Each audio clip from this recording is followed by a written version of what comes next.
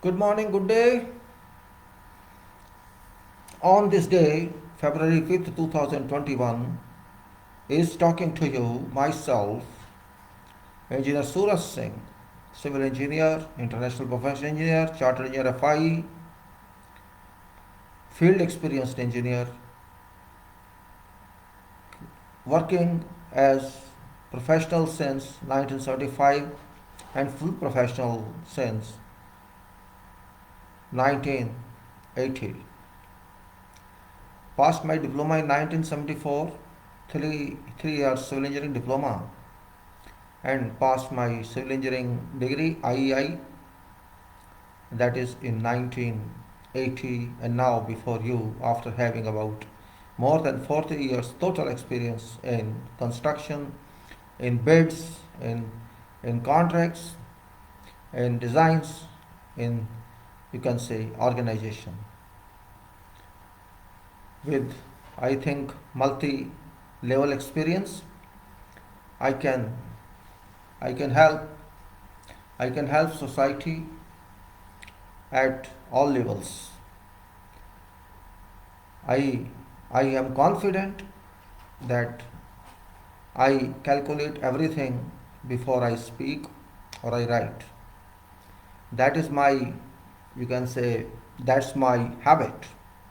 Not to rush, but to analyze each and every sentence that I speak or write. There can be error, I agree. That is due to slip of tongue or slip of coordination. But in majority, or you can say in submission to people, when I say submission means offer to you whatever. When I speak something, it's kind of submission. It's not that I decide you agree. It's up to everybody to further think on that. It's also true that no one is perfect in this world. But question is not a perfection, question is an attempt, question is of efforts you make. And it's also true that no effort is directly successful. Every effort brings fruit. That is also not true. And we say sequence of your activity must keep on moving, and that is what is success. If somebody defines success, I would say there is no one point success in whatever work you do. Success depends from sequence to sequence, serial to serial. If somebody says I am successful, I got my destination, I don't accept that, because destination is never located at one point. There are many points to get destination, and there are many points to get success, and there are many points on that success, many locations on that success route, which are of course failure. But accumulation, or you can say cumulative arrangement of that failure or success, can lead to, you can say, considerable success. We cannot even call it absolute success, but considerable success. You keep on moving and moving and moving, and you get some milestone, and then another milestone, and then another milestone, and you get some, you can say, you may call that measurable value, measurable destiny. But that's also not final, that's one part of serial. So when you count from 0 to 10, or you can say you keep on 1, 2, 3, 4, 5, 6, 7, 9, 10, etc. All these locations of 1, 2, 3, 4, etc., etc., these are all successes, or you can say percentage successes, and there is no final success in that. This point must be made very clear. I am just repeating it. Success cannot be measured in absolute terms. It is measured only in relative terms, because we do not know what is real world.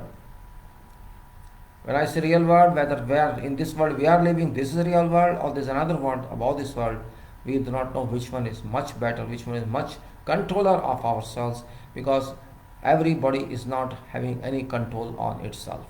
So we have to be very clear about when we think of that.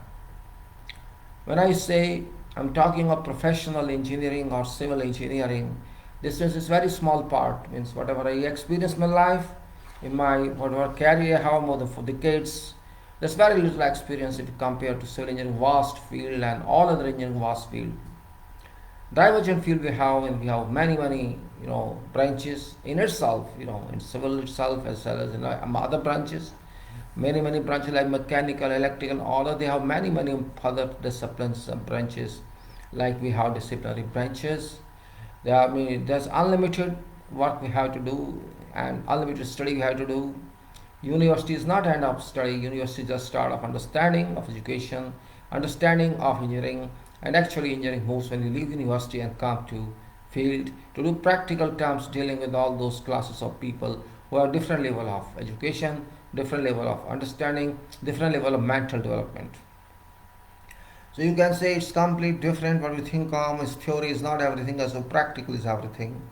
Practical teaches us what's right, what's wrong, what's error, what's no error. So practical that teaches us, and theory teaches us how to do, how to understand formula, how to do, how to theory, how to understand theory, how to understand mechanism of engineering.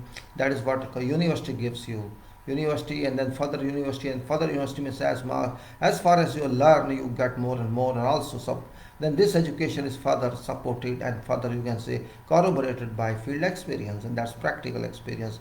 Practical experience may be in designs or in constructions or in or whatever branch you are doing or this discipline you do, and that works there, and your mind is developed and that further developed, and then you have to develop it as much as possible, because you develop as much your mind. You think you have too little knowledge, you understand a lot, you educate, you have degrees, many degrees, and then you move in field, then you find that still you are not having that much capacity as this world has. So that's why I say engineering is something very very different, and I respect why I think we used to think when I was in very initial stages of my career. I have got big means I got this education. I had tried in myself. I know a lot, and others don't know, but that proved later on this is a futile. This is just fake because I learned very very little that time. I just did very little in those days, and I could not even understand what my job was. But later on I realized that job is completely different, and we have to move in every project on every detail, and every detail is new. Every project detailing is new. I mean, there's no similarity, there's no similarity in last one and this one.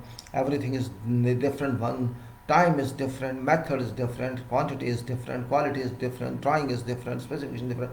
So you realize that there is unlimited work, unlimited understanding, unlimited level of learning you have in your practical field of engineering. Therefore engineering isn't that different other professions. It means you have to learn yourself. A stage comes in engineering after education is over and you got some attainment in practical field.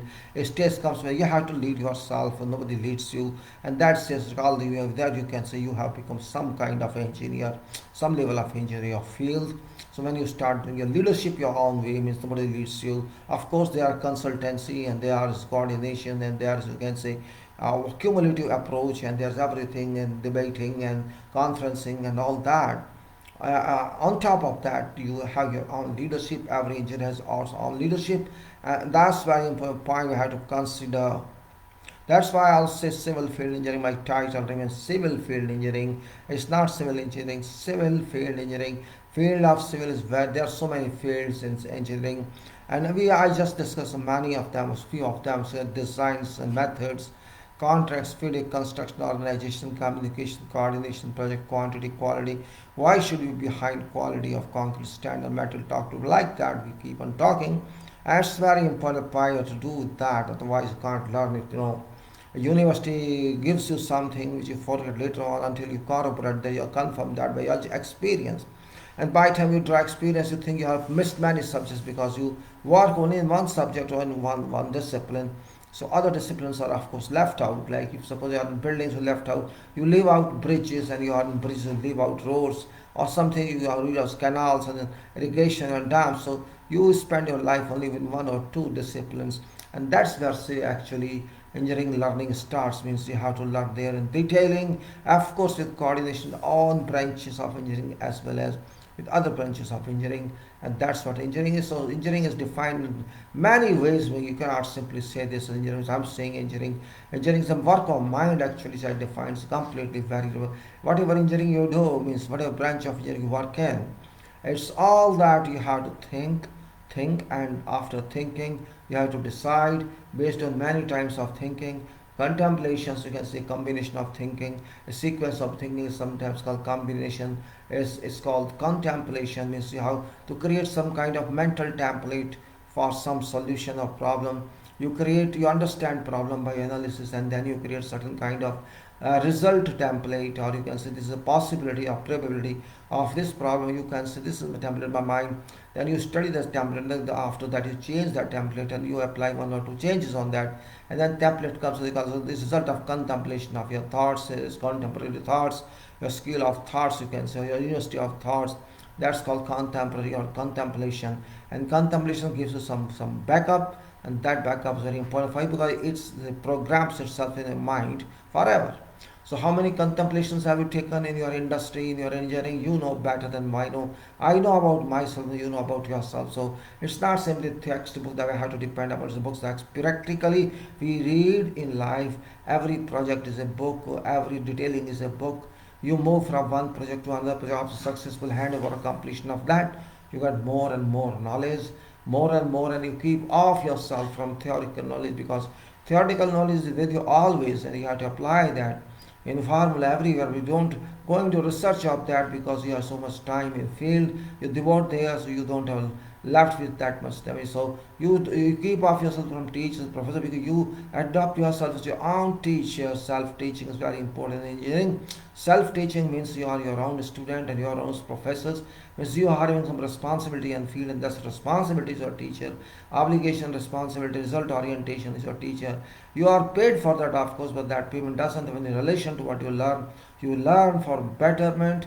You learn for further improvement in your field in future for other projects. So on one project you learn a lot that is further transformed to other projects for further learning, and then that learning goes on refining itself many times, and then you can say, oh, I got so much, and you keep in mind, oh, I got, and my God, they are did this on the project, this is a way. So you create certain statements in your own way, and those statements actually are professional documentations. You make them written or you keep them in your memory. It's one and same thing, that you can say that you got it. And by that time you understand that you have 10 years experience or 15 years experience, you can say, I have that much experience post graduation. So that's another point of measurement of your caliber. So I say, if you start a curve of engineering from original zero, you can say when you pass out from your engineering education, for engineering institute is zero, and then you keep on rising in the field for a couple of years. Your curves goes on rising with, of course, less slope. But when you move fast and fast without sleeping, and you try to learn, you have a hunger to learn, you are starved, you want to quench your starvation by learning more and more. That is called professional learning. That is called a kind of degree of attainment. We call it degree of attainment, means what competency level you have developed during your many years of field engineering. It's not simply educational level, as talked of. Result orientation is how much you have delivered or how much you have learned during that period, and how much you have taught to others during that period. All are considered in that calculation, and that is called continuous professional development. So you have to move and move, and there is no other way that you can be called I am satisfied. You have to move further and further and further, and there is no way out. You have to see yourself, you have to decide for yourself, you have to understand reality of life, you have to see that you are keeping on learning, and your learning is limitless. As much as you learn, so much you move forward to have more learning, and that learning keeps on multiplying. There's no magnitude, final magnitude for that. There's no final quantum of that. You can say, I have reached this limit and I can't move further. No, that's not acceptable. There's no limit of learning. There's no limit. You can learn here. You can increase volume of your electron magnetic mind to whatever level. You can increase, you can enhance your aura volume, and there is no limit on that. So engineering is that, means once you start using your mind requires more and more and more and more. Mind is very great, avaricious. Our minds are very avaricious. Minds has no limit. Mind has no limit. It may be mine or yours. Minds are hungry for knowledge. Minds are hungry for learning, and minds program everything. And that is very important point in our world of engineering. We have to be very much, very much, of course, we can say what is engineering about. Engineering is not simply as we people think all over the world. Engineering continues, and there is no limit, and you learn as much as you can, you think as much as you can, There is no bar. Nobody can stop you from learning. You do not require any admission into university for learning. You do not need that much that somebody can stop you for learning advanced technology.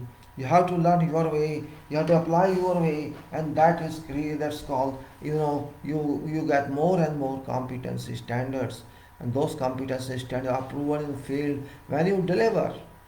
Where you can draw, you can understand drawing by others, you can understand requirement by others, you can understand, you can say philosophies of designs, you can understand designs, you can implement them, and you can say properly deliver them. A functional way is required, functions required. Every project has some function, or you can say some performance levels, and your project does that. That's what is required, because without performance there can be no engineering. Without functional management, without functional orientation, there can be no engineering, no project as such. So it's very important part of engineering that whatever we do, it should speak something, it should announce something, that this is that. Land use, as we call it, is buildings. Same way, machine is designed for some function. Similarly, some electrical work is designed for some function, and those functions are very important. No, you cannot call anything as designs if there's no function in that, there's no use of that, there's no performance of that. We cannot say that this is engineering product. Engineering product must do something, it must perform something. Otherwise, this is a piece of art. This is not a piece of engineering. This is only a little difference in art and engineering. Though engineering includes art, but engineering not exclusive art. Engineering is artificial art.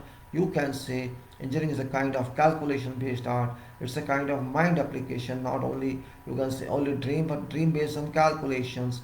It imports dream, but it amends dream. It devises dream. It doesn't depend upon fiction of dream. It depends on reality of dream, and that is what engineering about. So there are so many definitions you can write about engineering. There's no one. The simplest one is thinking, doing, and delivering. Thinking, doing, and delivering. I say thinking, doing, and delivering. Think on, think on, think on. When you think on, at that time you are using power of engineering, power of mind. But when you do something, it is converted to engineering, and then you further work on that. You'll find that you are delivering something, and that is called engineering product. My point is that when we talk of engineering product, it's not simply product as we think. It's quite cumbersome. It's quite hardworking. It requires devotion, determination. It has to be solved when complications come in, erupt in, and further thoughts are applied. So I every time talk something about engineering definition, because as time moves on, technologies keep on erupting in, keep on coming in, and we have to understand those technologies. Of course, software based technologies that have changed this world from manual calculation, to automatism of calculation. That has changed whole world, and that's where we have to, in fact, these softwares have enslaved professionals, which is not right way. I don't consider that right way. No software can replace mind, that is a fact, but I think practically minds have been replaced by software. Power of thinking, power of assumption has been reduced, and power of software has risen. That's not right way of working.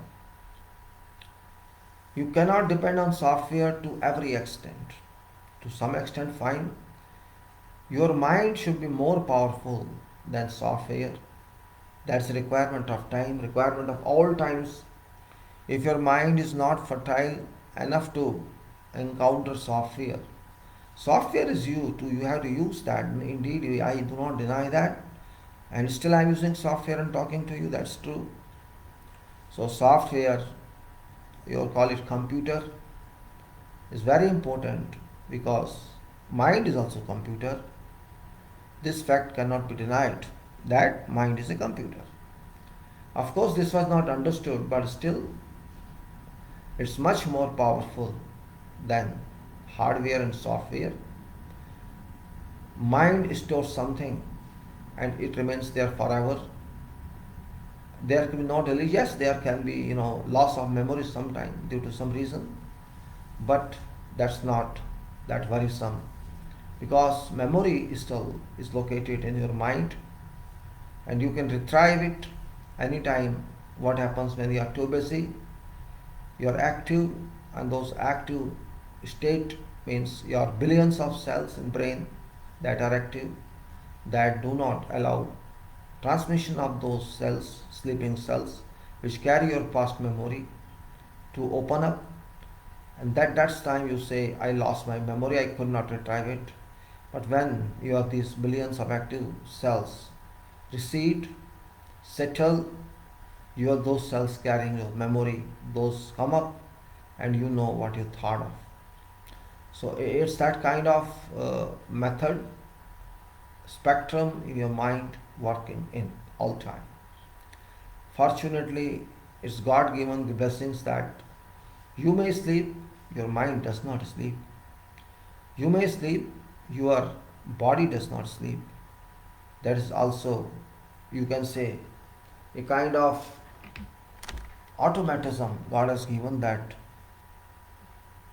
even we do not understand this point that if I am sleeping, I say I am sleeping, but really I am sleeping. My body is sleeping, it's resting, but it's working also at the same time.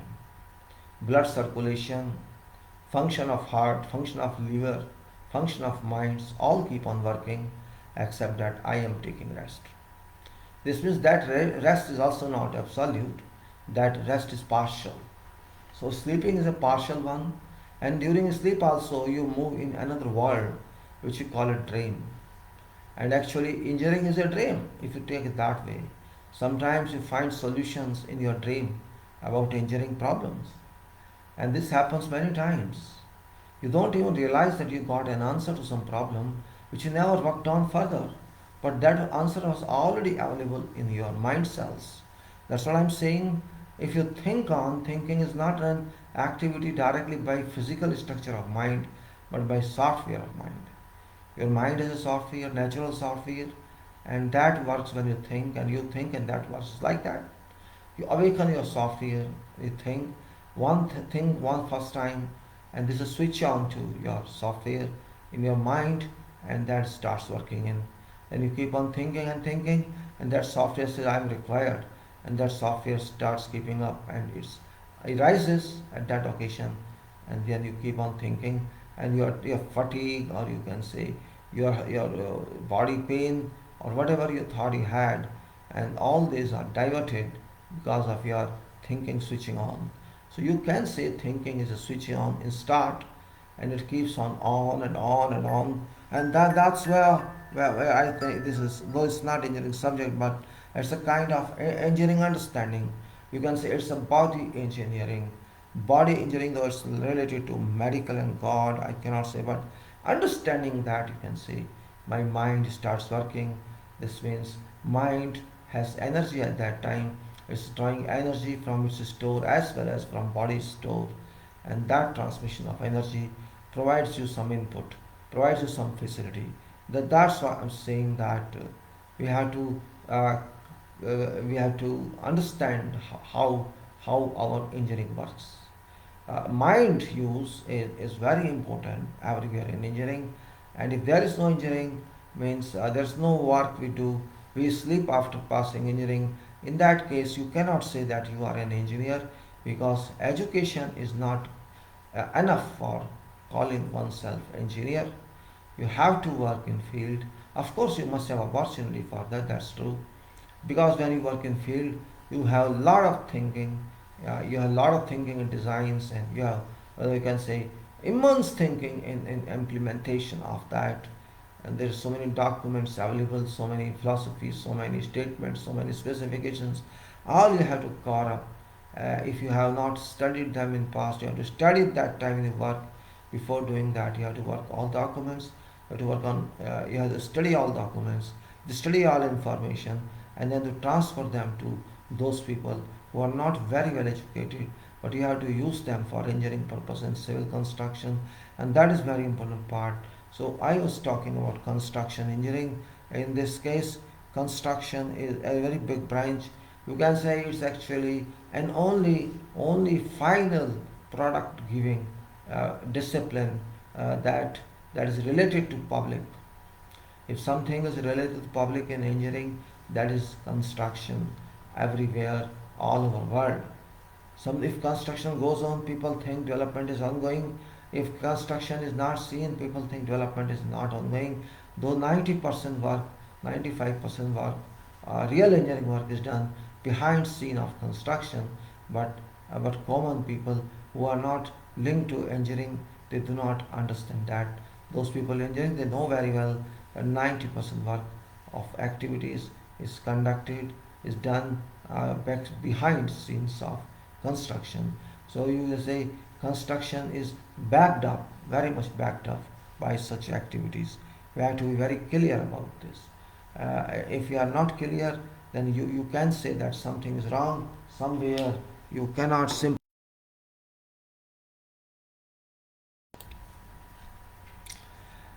As I'm not claiming anything about my caliber. I am very small person. Though of course I call myself engineer. I call myself I got education. I call myself I got experience. But this is only for purpose of representation. Because somebody has some title, somebody has some protocol, or somebody got some appointment, whatever you can say, for purpose of identification, for purpose of representation only, nothing else to do by that one. And when I'm saying I have this title, it's only reference. It has nothing to do what I'm talking about. It's only that people should know some person is competent enough to speak about, or to write about, or to teach about, or to have awareness about. It has no other function more than that. Whatever designation one has got, that's another point of view.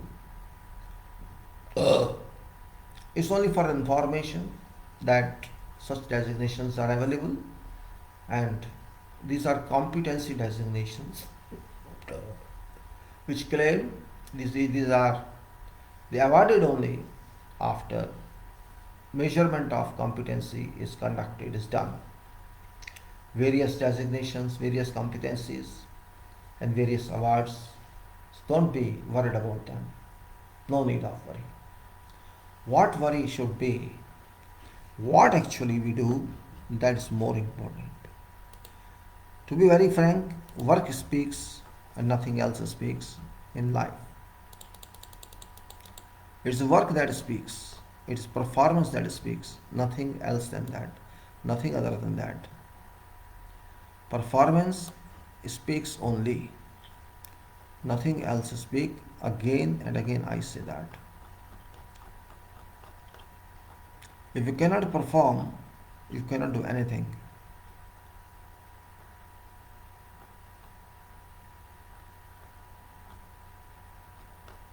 I had discussed with you that day, other day, about contracts, about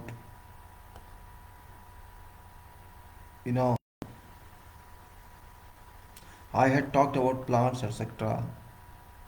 Now I will talk of something very different. That is, you can say,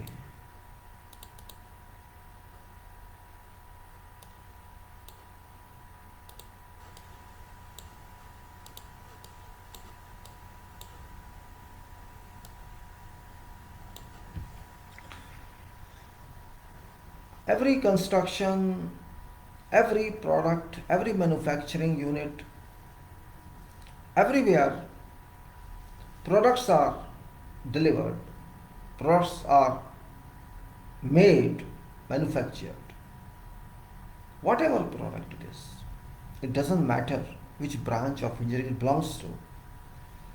But the requirement is that its whole methodology, its whole process should be competent enough, consistent enough, and inspection, you can say, what is inspection? First of all, let us know why we call it inspection. If we don't inspect, what shall happen? That's one point. Every industry, every factory, even civil work, all are defined. These are all defined for purpose of quality, for purpose of providing value to this product. Everything is defined. I think nothing is new in this. We have to define, and we define. That is professional work. If you don't define something and do it, then I can't say it's professional work. That definition itself is professional, and that activity that applies or that works on those processes is also professional. Procedural statements or method statements, or you can say train of process, it may be everywhere, and there are so many stages, there are so many diversions. You can say one product goes under many sequences of activities from one to all, and these activities perform some function and second activity performs some other function. So there is a multitude of activity, and these activities perform desired or intended function. Whether or not those functions are accurately done or there is no error, to make sure that inspections are conducted. Inspections are conducted just to see, just to make sure what error has been there or no error has been there. It's very good if no error has been there, because that is what we call quality work, quality production, if there is no error. But it is not true. There is some factor, there are so many factors working in that. Machines are working, machines work, humans work, in field works, and you can say even machineries can make mistakes. You cannot deny this fact. So why do we call them inspection? Inspection. Inspect is related to eyes. So we have to see something through eyes. But mind would see, not eyes, that's true. But first entry is eyes. So we have to see through eyes. And when we see through eyes, we detect that this is right or this is wrong. This is per requirement or this is not per requirement. That is inspection. But inspection is done by some person, and that person is of course brilliant and professional in that discipline. That person points out or records this is right or this is, you can say, competent or this is not competent. This conforms or this does not conform. Once we conform or comply, both are same. It complies to required specification or it does not conform to required specification.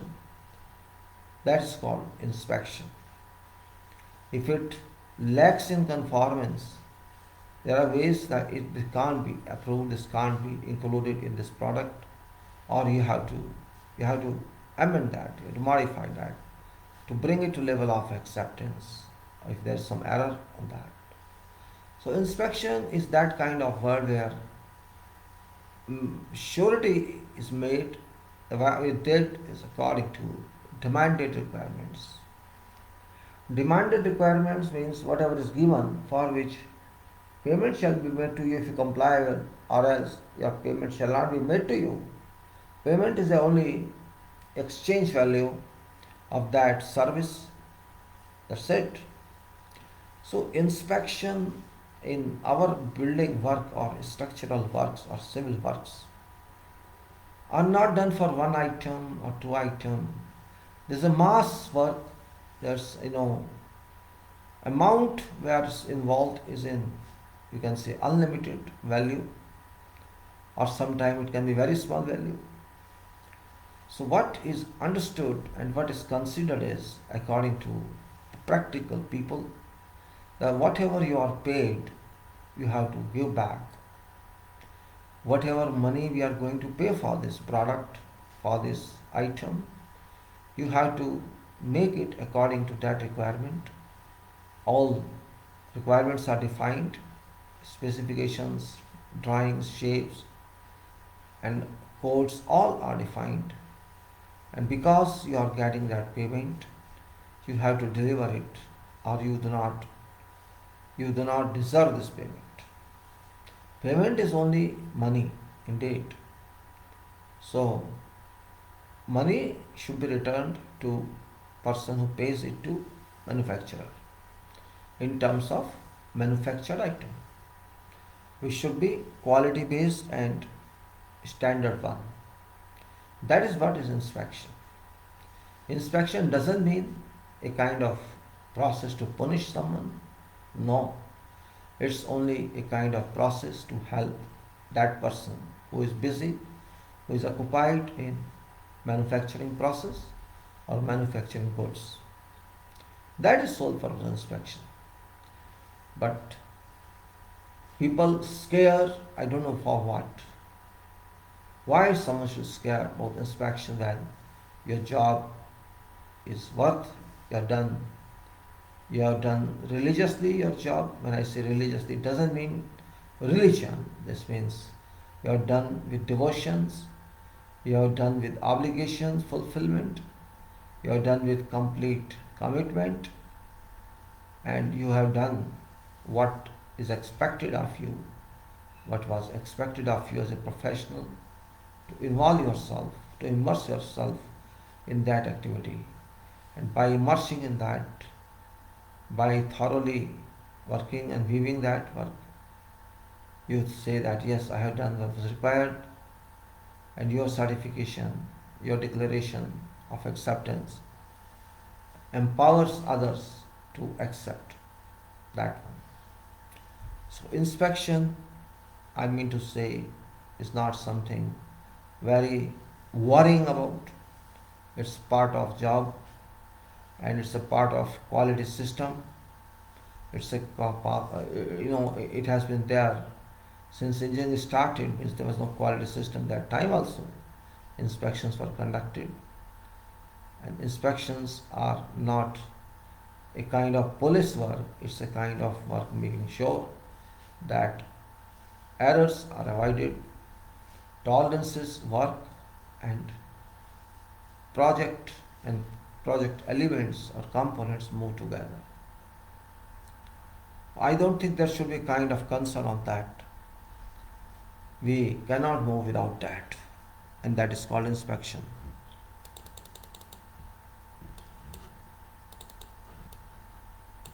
So what actually we talk about in this case, that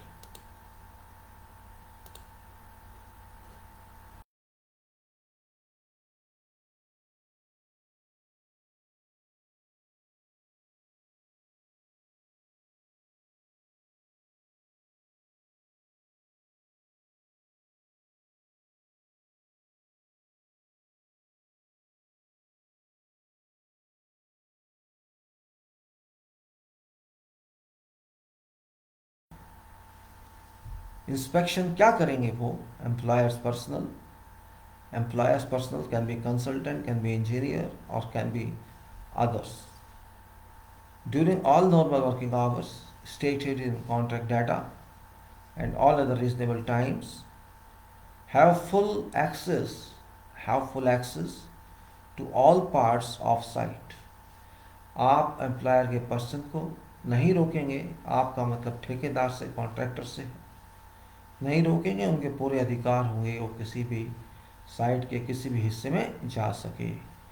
full access to all parts of site and to all places from which natural materials are being obtained. Natural materials are being obtained. वो उन सब जगहों पे जाएंगे, जा सकेंगे जहाँ से कुदरती या प्राकृतिक मटेरियल मिल रहे हैं, प्राप्त किए जा रहे हैं.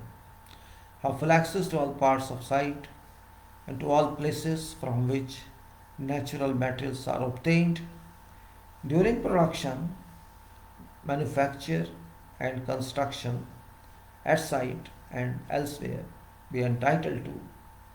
वो चाहे प्रोडक्शन हो, मैन्युफैक्चर हो या कंस्ट्रक्शन हो साइट पर या कहीं और, उनको अधिकार होगा वो एग्जामिन करें, examine, inspect, measure and test.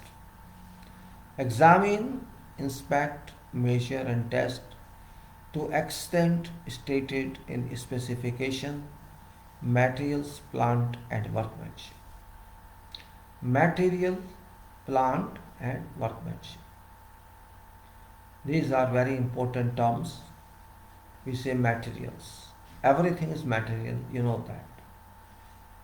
Other than human resources and machine or equipment, all items that you procure onto site for purpose of inclusions, which is permanent inclusions as well as also other inclusions, we consider only permanent inclusions here. That's very important. So you can say examine, you have to examine that, examine from examination viewpoint, and inspect it, and measure it, and then test it. So, what is procedure, what is method, what is technology that has been implemented on for that production, for that manufacture, for that construction at site or otherwise, wherever that activity goes on. And then you have to measure it and test it. And all these are related to material, plant and workmanship. Whatever materials you have before installation of material, then you have plant, whatever machine comes in, and also workmanship, which is undefined. Workmanship means every article, every item has certain kind of defined system, how to understand, how to count that this has been virtually, done correctly. So in that case, workmanship is something, though it is workmanship, but it's workship actually, you should say. Standard of workship. This is very old word, workmanship. No problem, you can write what you say, but this you can say workpersonship. Whoever is involved in that work and how much percentage of system goes on there, percentage of effectiveness goes on there in that location of work. That's called obesity. No, not obesity, you can say that's called object orientation, objective presentation, objective product. Sometimes I also sleep because I'm not thinking a lot when speaking. So what is say check products of manufacture, check progress of manufacture of that plant and production and manufacture of materials. Then you have to make records, means by photographs or by videos, whatever is defined in your contract or whatever is agreed by and between both parties, that is to be done. Of course, engineer is involved there, a kind of middle path mover professional, and that engineer has to do all this. Make records including photographs and or video recordings. Carry out duties and inspections as specified in these conditions and specification.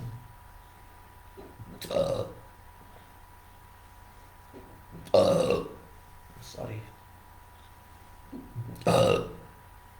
happens with me. I don't know why. See,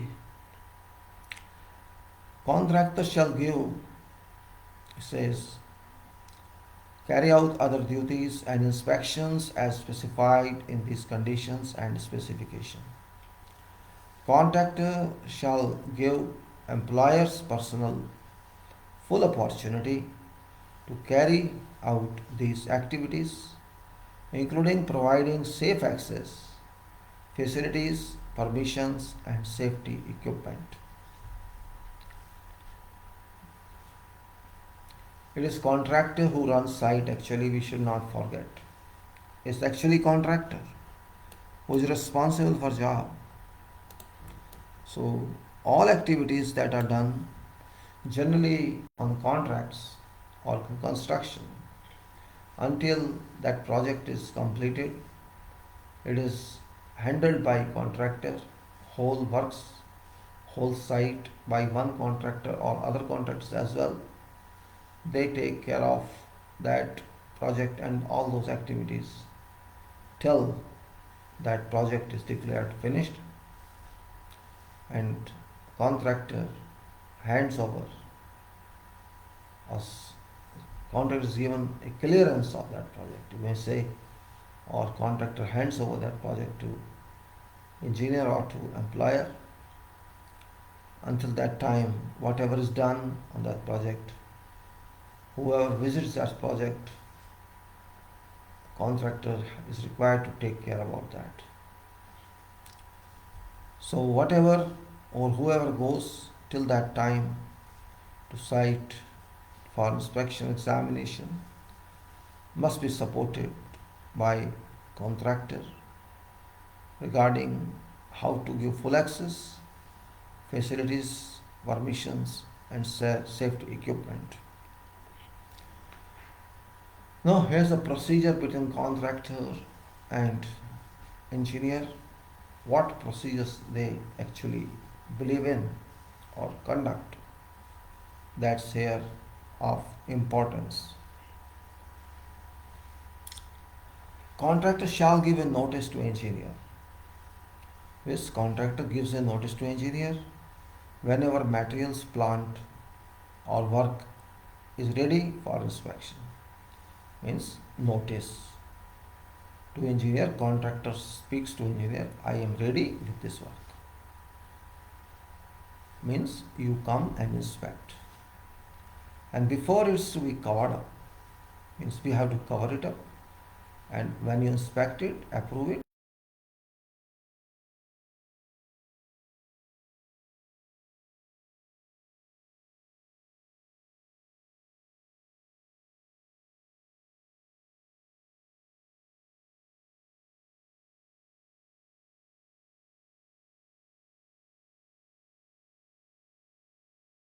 transportation. So either is a work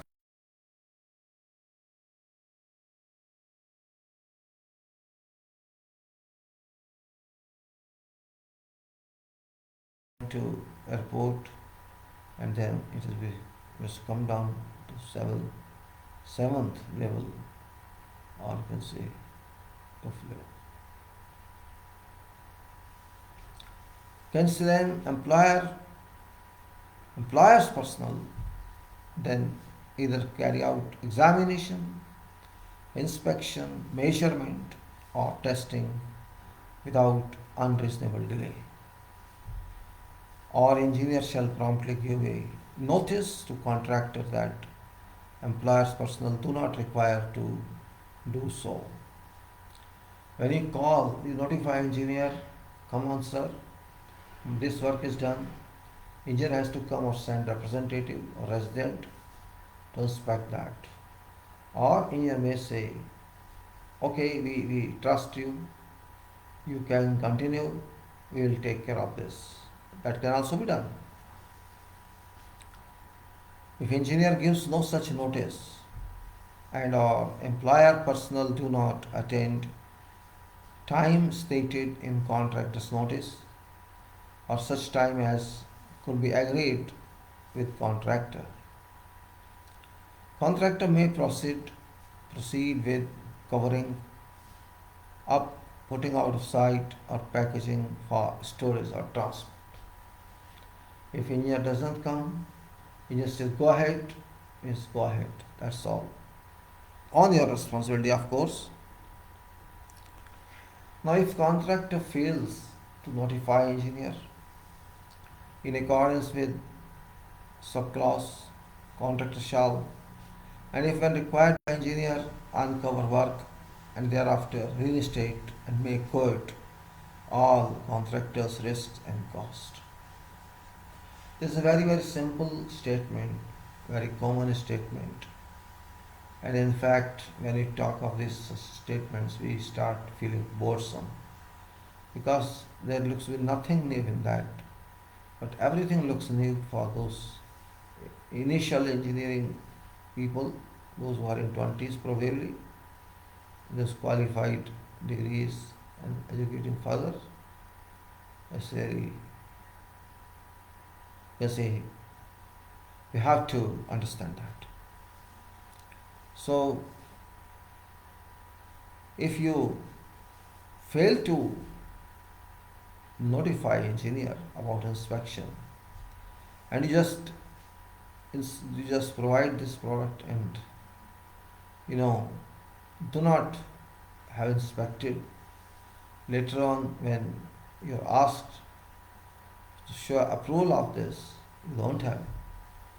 So at that stage what happens?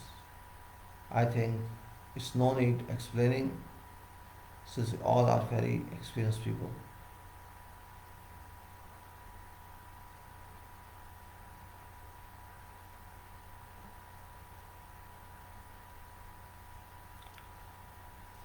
Subclause shall apply to all tests specified in contract other than tests after completion.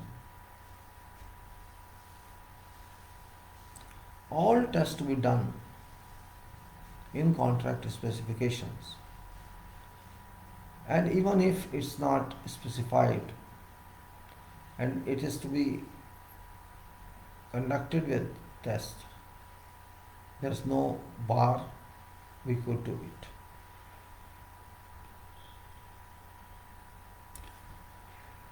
Now, what shall contractor do when engineer comes in for testing? That's also an important point to consider with, because there is no separate item for testing. Testing itself is a part of manufacturing. Contractor shall provide all apparatus, assistance, documents, and other information, temporary supplies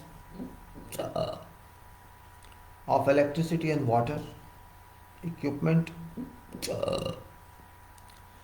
fuel, consumables, instruments, labor, materials, and suitably qualified, experienced, and competent staff.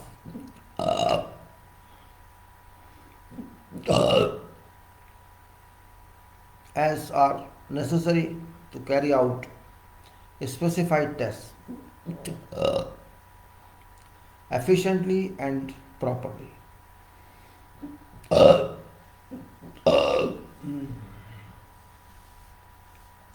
So what is list that speaks about? This list is not very long, but it's long. It demands, apparatus, assistance, documents,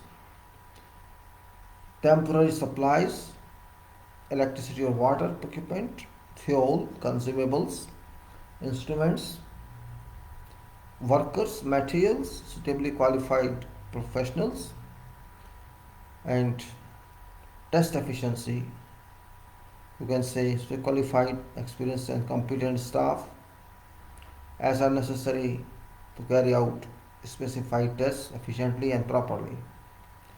All these apparatus, equipment, and instruments should be calibrated in accordance with standards stated in specification or defined by applicable laws, and if requested by engineer, contractor shall submit calibration certificates before carrying out testing. So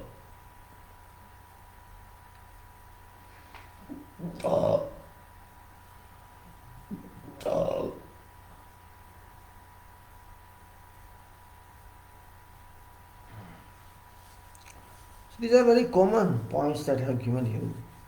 This means whatever is required for testing, whatever contractor has to provide to engineer, so simple it is.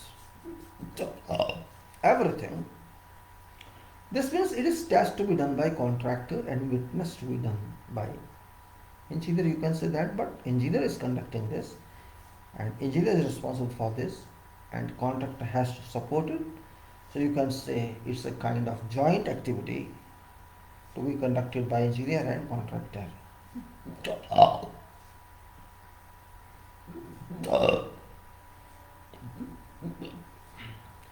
Responsibility still stays with contractor and not with engineer, because it's engineer only doing inspection and work is done by contractor, so it is responsibility of contractor in each and every respect.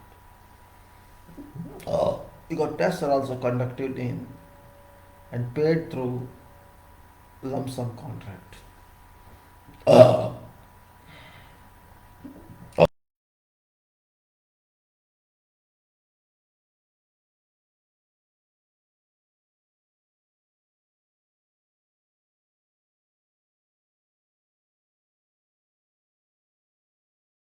Materials and other parts of works. Regard to location of testing for employer's personnel and to attend.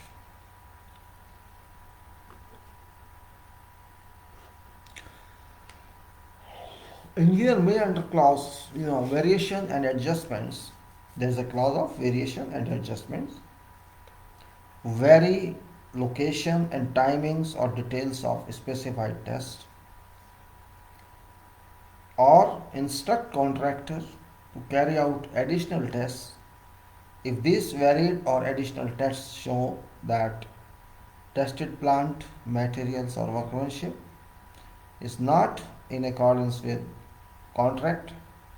Cost and delay incurred in carrying out this variation to be borne by contractor. Ultimately, it is contractor who is responsible for work. So, to be very simple. If there is error, it's responsibility of contractor. Now, engineer gives notice to contractor of not less than 72 hours of intention to attend tests.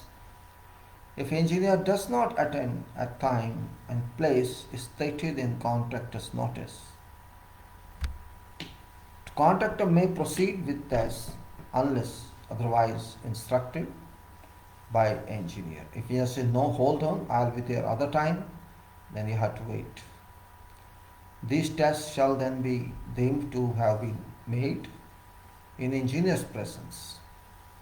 If contractor suffers delay and or incurs cost from complying with any such instruction, or as a result of a delay for which employer is responsible, contractor shall be entitled, subject to clause, claim for payment and or EOT and or payment of cost plus profit.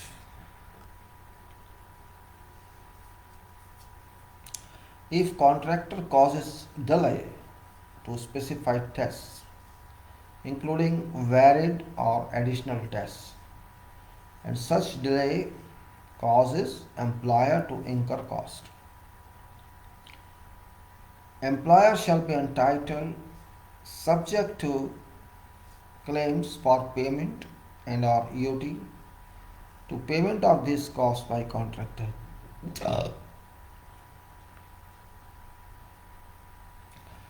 Contractor shall promptly forward to engineer.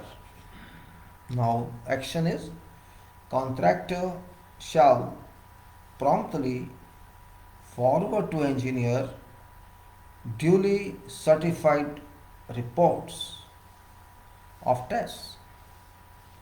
When specified tests have been passed, engineer endorse contractor's test certificate.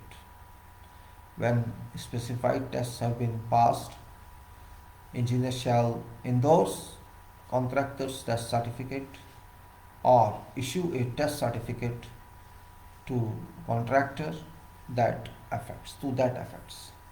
If engineer has not attended tests, shall be deemed to have accepted reading as accurate. Now, defects and rejection shall apply in event that any plant material or other parts of works fails to pass a specified test.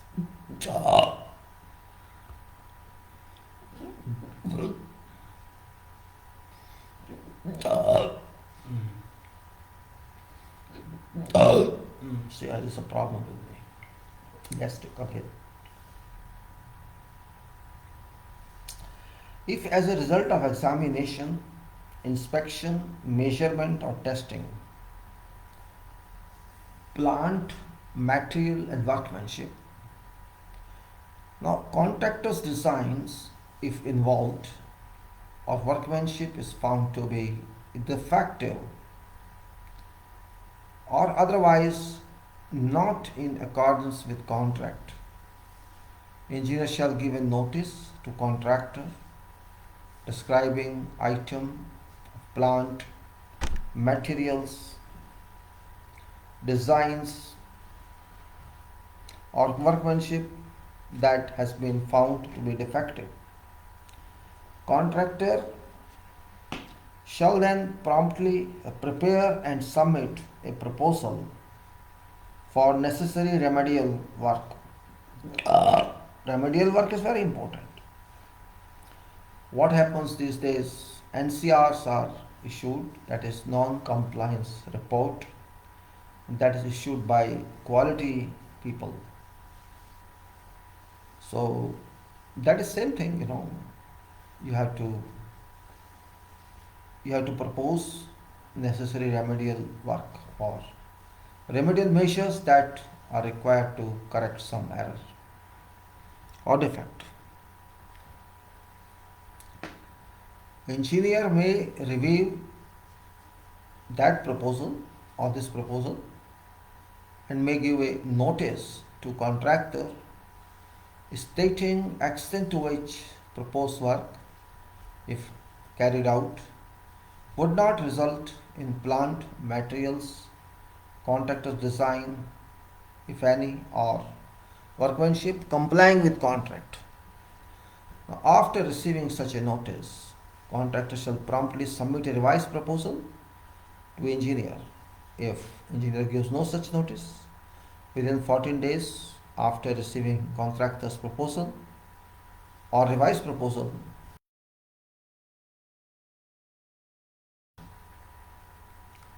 again I say proposal means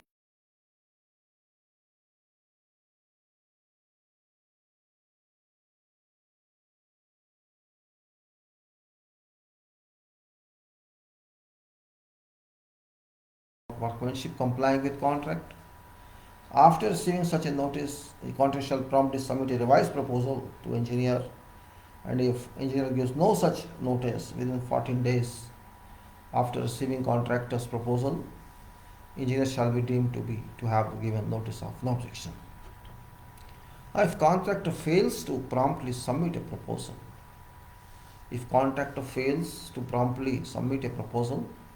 or revised proposal for remedial work, or fails to carry out proposed remedial work to which engineer has given or is deemed to have given a notice of no objection, engineer may instruct contractor under subparagraph above of remedial work.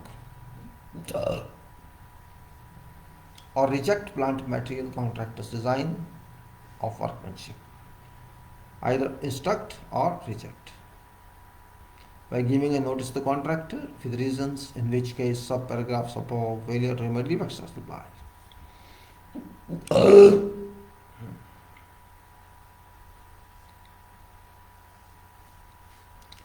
Now, after remedying defects in plant, materials, design, or workmanship, if engineer requires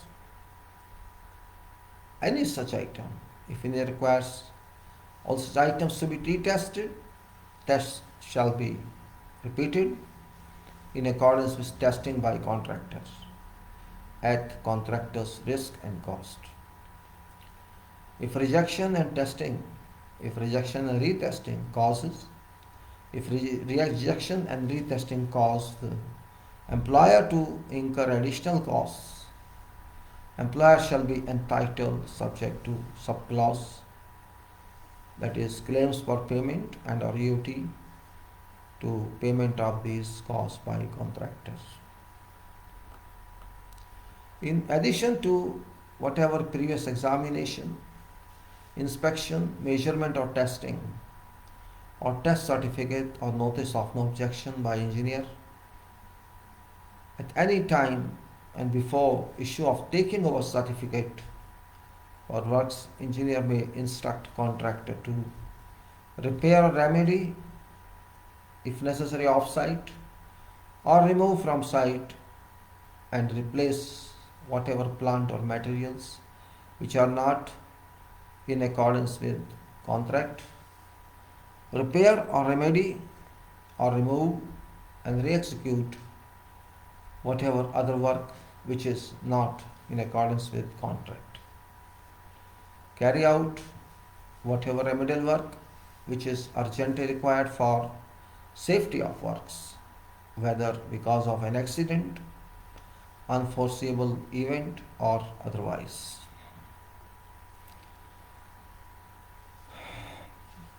Now, effects should be, what should be effects of that? That is a point here,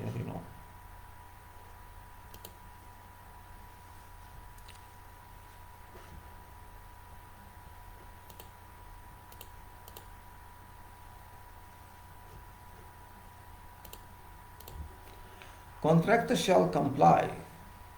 Contractor has to comply with instructions as soon as practicable and not later than time specified in instruction, or immediately if urgency is indicated or specified under subparagraph. Contractor shall bear cost of all remedial work required under this subclause, except to extent that whatever work under subparagraph is attributed to. Now, what is attributed to? Let's see. Act by employer. If act by employer or employer's personnel, if contractor suffers delay and or incurs cost in carrying out such work, contractor shall be entitled, subject to claims for payment and EOT and or payment of such costs plus profit, or an exceptional event, in which case subclause 18 for consequences of an exceptional event shall apply. Exceptional event. Now,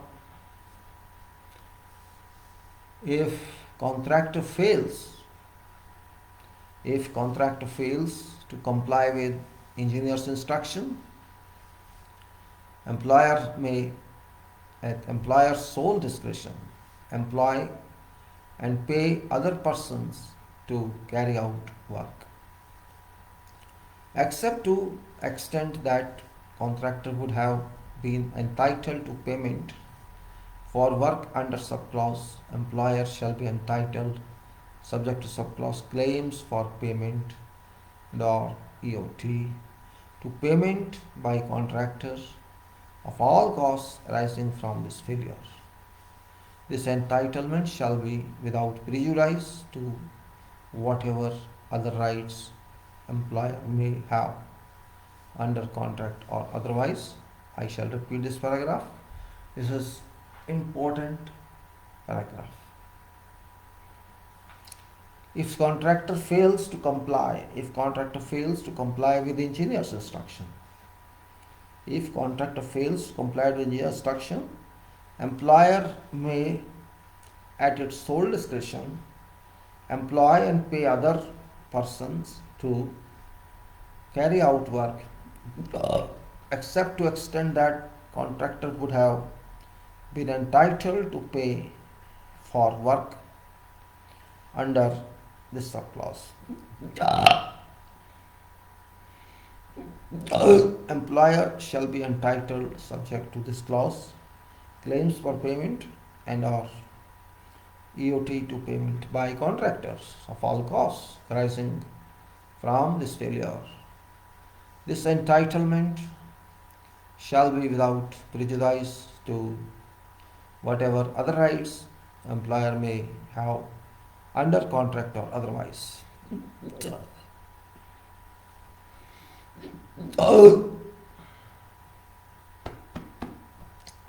Each item of plant and material shall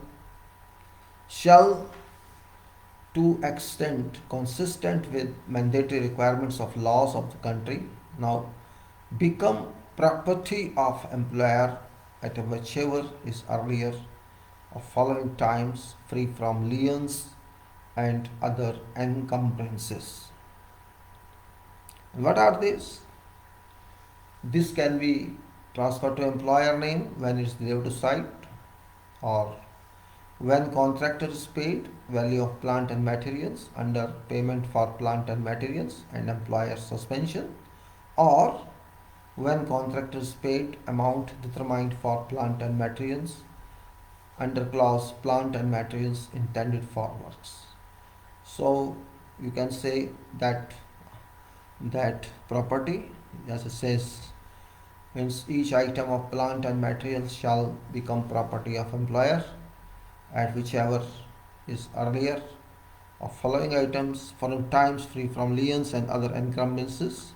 Means you can say in a kind of free transfer without any bindings, without any legal complications. All properties shall be transferred, this plant shall be transferred to ownership of employer. At various stages can be done. One, it can be done at delivery to site, or it can be done when payment is made to contractor. Means whatever value of plant and materials under payment of plants and materials after employer suspension, or can be, or when contractor is paid amount determined for plant and materials under plant and materials intended for work. So ownership is now, unless otherwise stated in specification, contractor shall pay all royalties, rents and other payments, royalties, rents and payments, unless otherwise stated. Means natural materials obtained from outside site,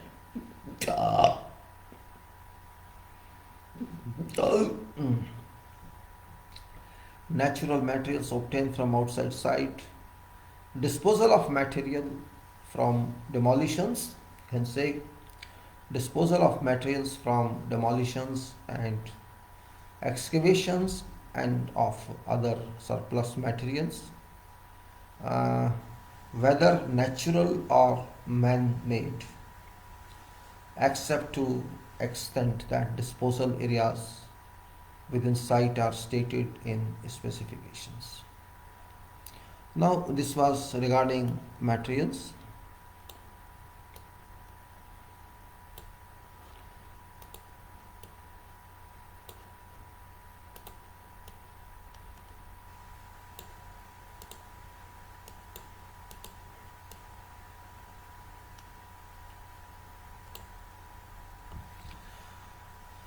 So far we discussed something, follow-up of contract. Follow-up of contract means procedures in contract itself.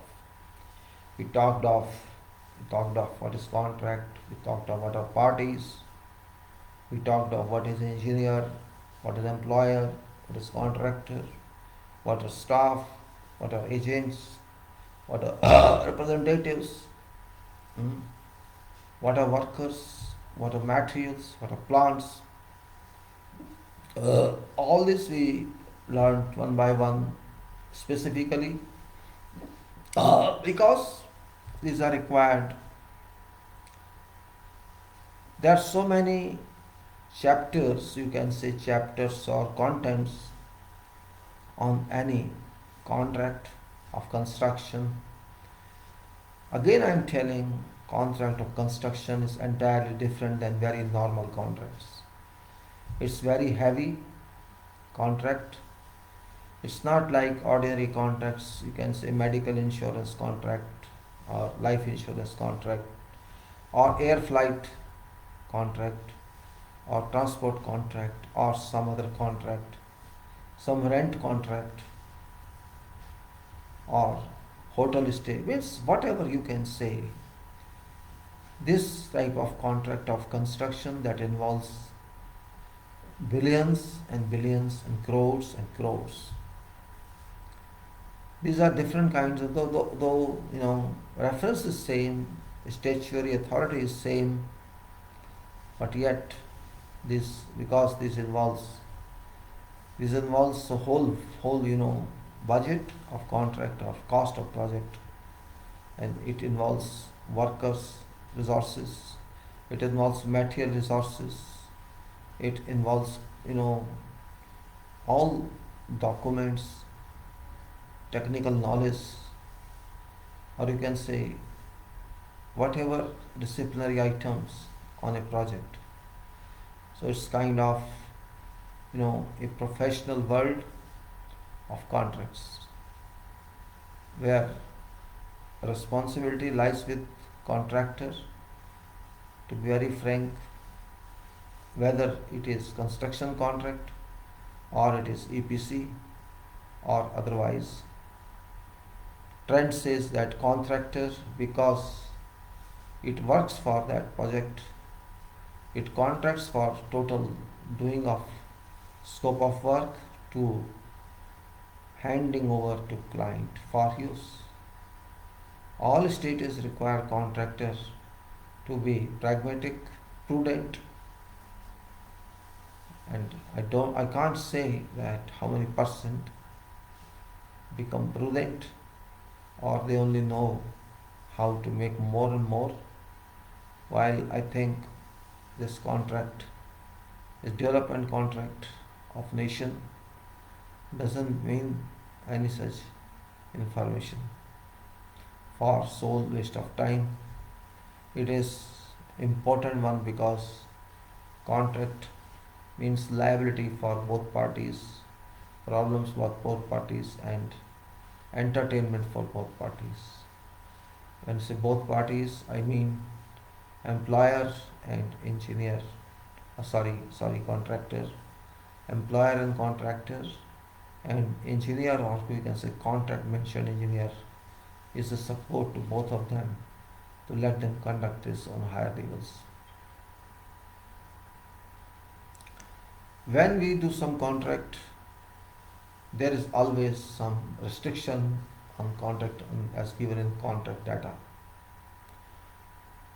Contract for what, actually we have to think of first. Contract for what? There can be contract for whatever section in life, whatever you can say establishment, or whatever objective on that contract. What is our objective on such contract? That's the main point of concern. Irrespective of whatever amount is there, irrespective of whatever pressure is there, contract is contract.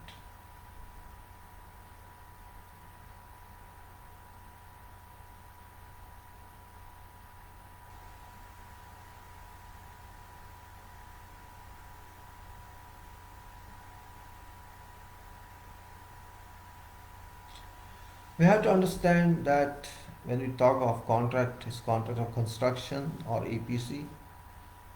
And now I'm talking about construction, we'll talk of EPC also, there's no difference in that except designs.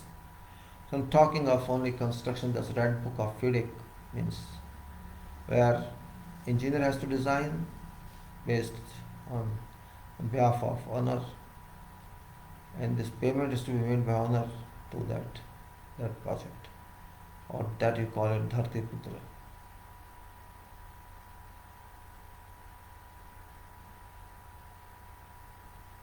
You know, we have to deal with something that delivers in materials. Our materials are used for deliver something else.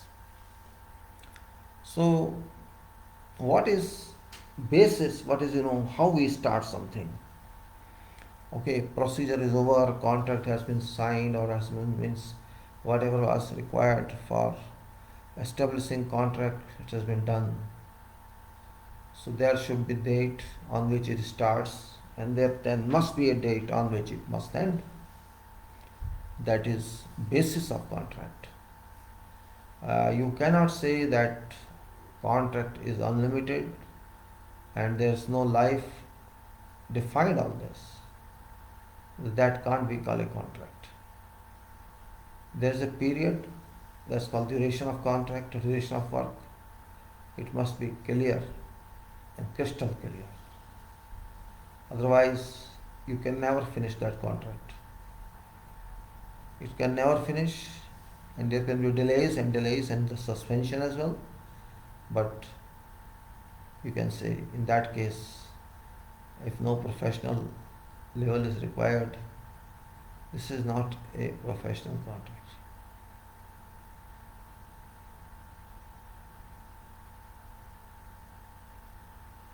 In this case, we can say every contract has certain date on which it starts, and because we provide time period for contract, so we can say when it come pass or when a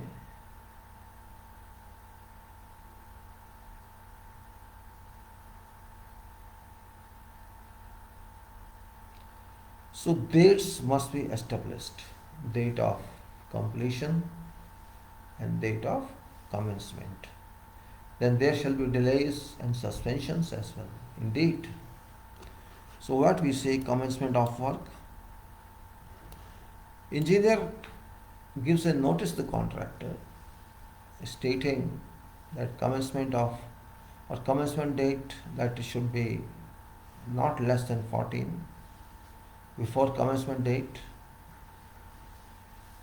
You have to give notice to contractor to start commencement date. It's not less than 14 days before commencement date. Now, unless otherwise stated in particular conditions, commencement date shall be within 42 days with after contract receives letter of acceptance. Well, these are theoretical. Don't stick your life to them. This is a maximum criteria fixed due to so many reasons. That little criteria.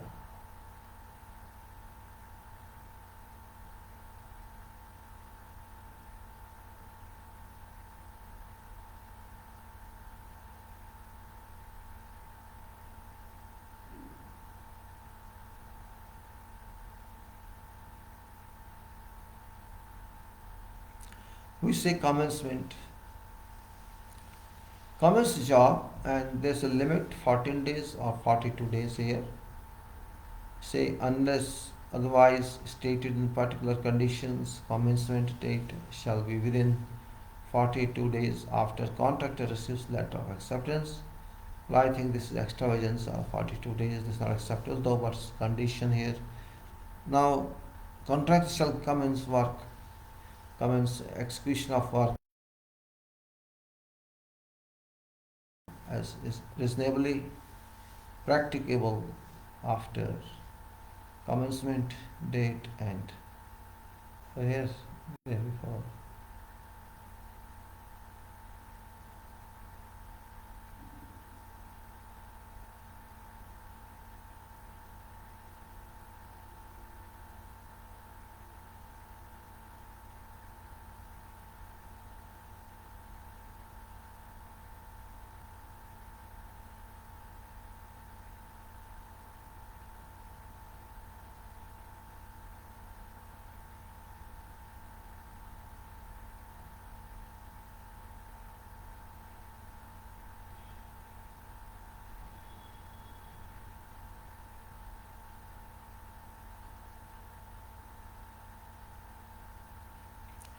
Now, contractor shall commence execution of works as soon as practically possible after commencement date and shall then proceed with works with due expedition and without delay. Expedite means jaldi jaldi and without delay.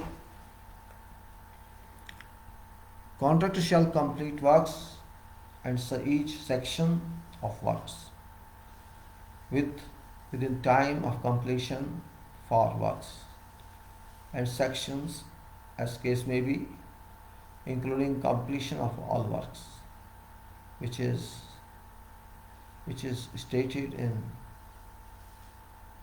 in contract or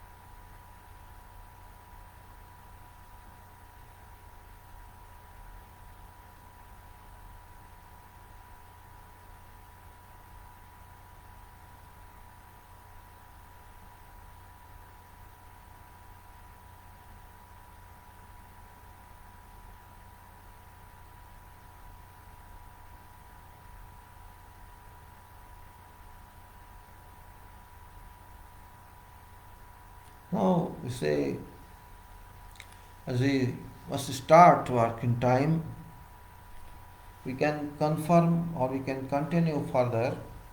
Contractor shall submit an initial program, or you can say master level program for execution of works to engineer within 28 days after receiving notice under this clause. Commencement of works. Previously it was 14 days, now it is made to 28 days. No problems, okay. To start works in CRTPO program, so contractor shall submit an initial custom payment engineering download. Manufacturer can say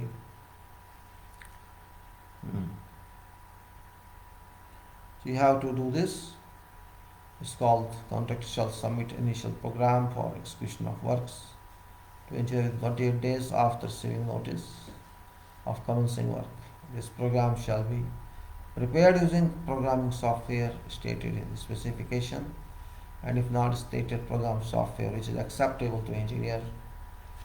A contractor shall also submit a revised program which accurately reflects actual progress of works whatever program ceases to reflect actual progress or is otherwise inconsistent with contractor's obligation. So you submit initial program and work on, and if you think your program was little defective, so you know what progress you have achieved. So based on that you can say final program and how does it move professionally. That's the very important point. If you think that you are not able to move on initial program, then you have to know your data and you can change data of what's happening and where is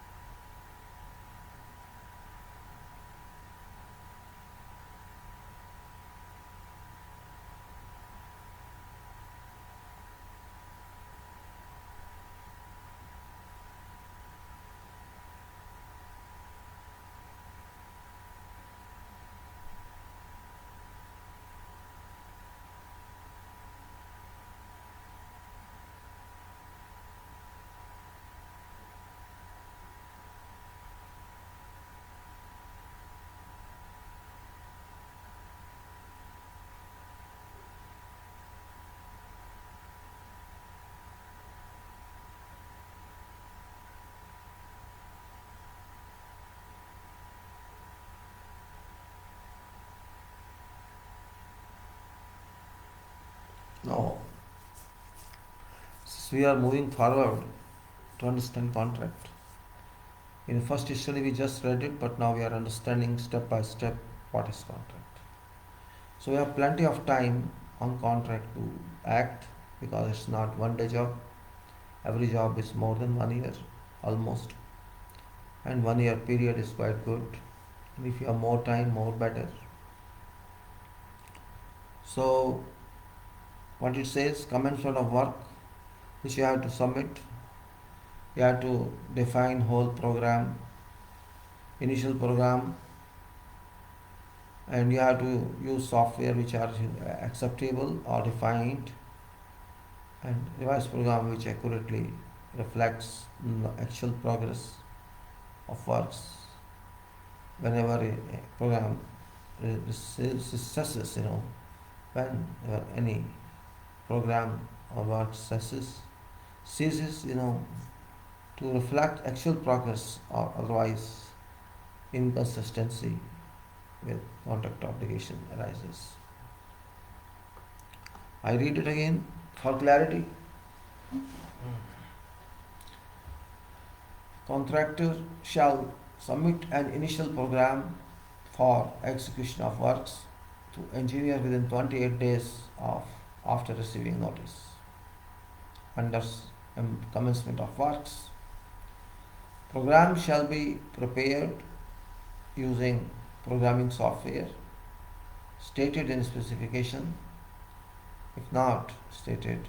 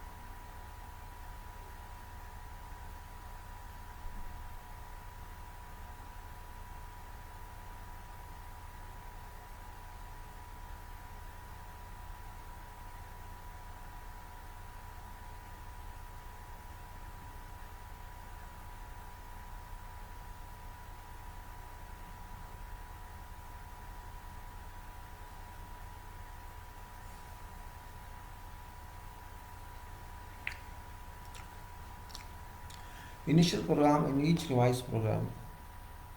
Initial program and each revised program be submitted to engineer in one paper copy, one electronic copy, and additional paper copies if required.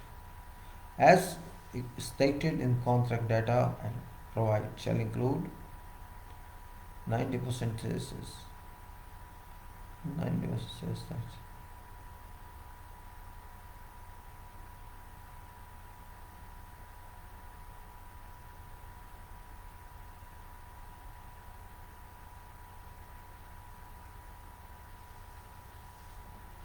So when you say initial program and each revised program shall be submitted to engineer in one paper, one paper shortage and one subdivision.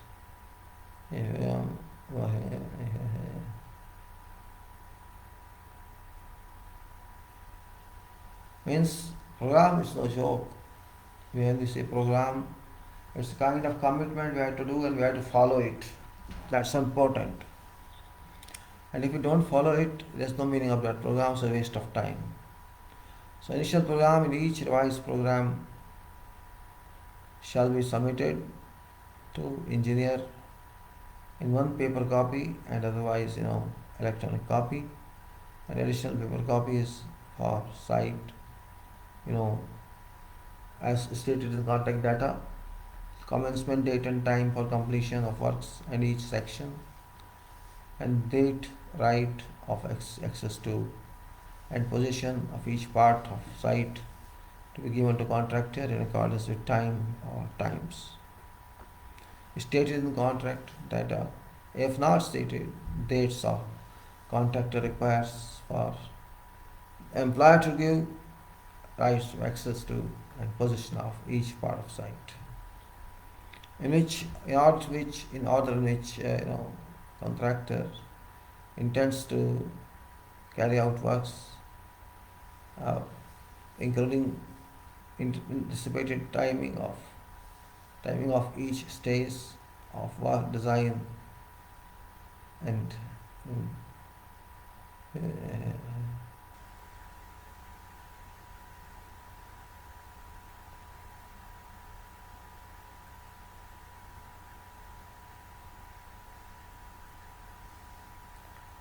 now in order which contractor intends to carry out works, including anticipated timings of each stage of the design, preparation and submission of contractors' documents, procurement, manufacture, inspection, the laying to series of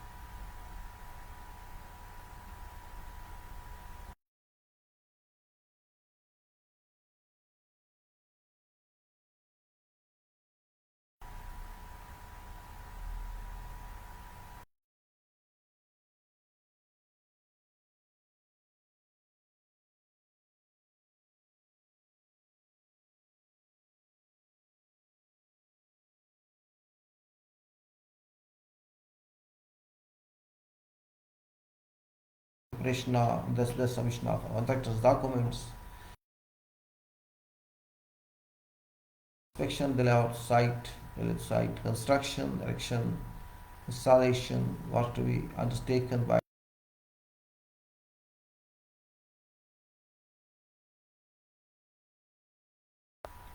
review periods of whatever submissions stated in specification are required under these conditions.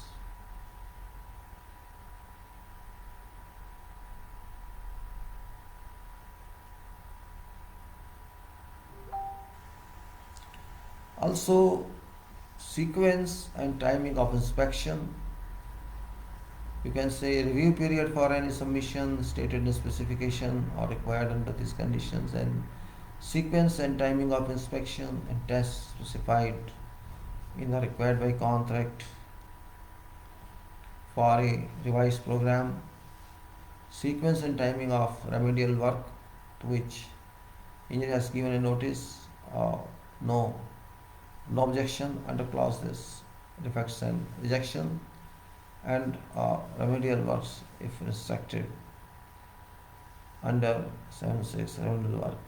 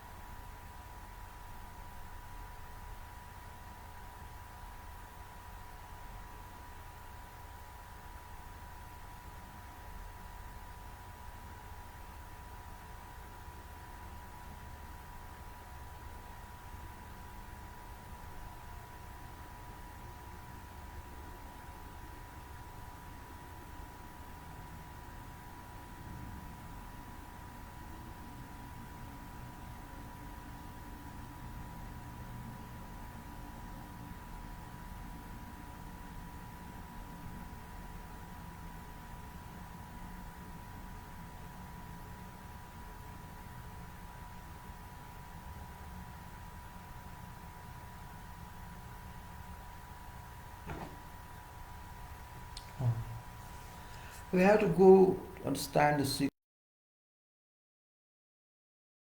very critical in order to understand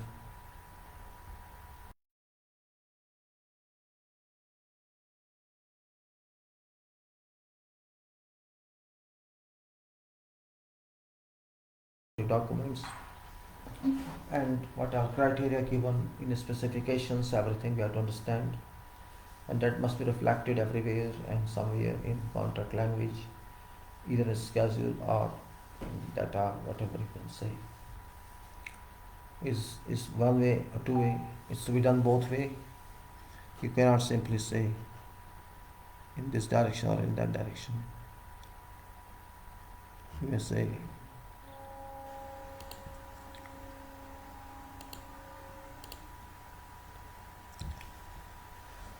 now initial program and each revised program shall be submitted to engineer in one paper copy, one electronic copy and additional paper copies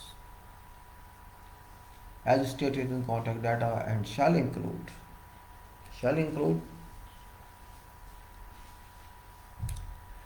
commencement date and time of completion of works is very important and actually it is exclusively important is when you commence, and commencement date and time for completion of works in each section, date, right of access to and possession of each part of site is to be given to contractor in advance with times stated in contract data. If not stated, date contractor requires employer to give right of access to and possession of each part of site in order to which contractor intends to carry out works, intends to carry out works, including anticipated timing of each stage of design, preparation and submission of contractor's document, procurement, manufacture, inspection, delivery to site, construction, erection, installation, work to be undertaken by nominated subcontractor, and testing. Review periods for whatever submissions stated in specification are required under these conditions. Sequence of timings of inspection and tests specified in or required by contract. For a revised program, sequence and timing of remedial work. For revised program, sequence and timing of remedial work to which engineer has given a notice of no objection under defects and rejection, and or remedial work instructed under remedial work. Bloody fool who is this, I don't know. People are nonsense sometimes. I feel annoyed with these people. They don't respect others, they just think of themselves. This bloody fool is calling for nothing, this bastard. What should I say? Just disturbing others for nothing. For a revised program, sequence and timing of remedial work to which engineer has given a notice of no objection under defects and rejection, and or remedial work, if any, instructed under remedial work. All activities to level of detail stated in specification, logically linked and showing earliest and latest start and finish dates for each activity. Float and critical path. Again I say all activities. See, there are 2 points I will discuss. First was for a revised program, sequence and timings of remedial work to which engineer has given a notice of no objection and or defects and rejection and or remedial work instructed under subclause remedial work. All activities to level of detail stated in specification, logically linked and showing earliest and latest start and finish dates for each activity, float and critical path. Dates of all locally recognized days of rest and holiday periods, if meant all key delivery dates and plant materials. For a revised program and for each activity, actual progress to date and any delay of such progress and effects of such delay on other activities, if any, and a supporting report which includes a description of all major stages of execution of works, general description of methods which contractor intends to adopt in execution of works, that is general descriptions of methods which contractor intends to adopt in execution of works, and details showing contractor's reasonable estimate of number of each class of contractor's personnel, of each type of contractor's equipment required on site for each major stage of execution of works. If revised program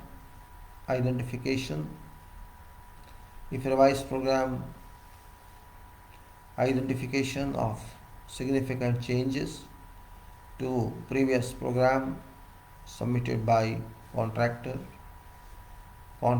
proposals to overcome effects of delays on progress of work.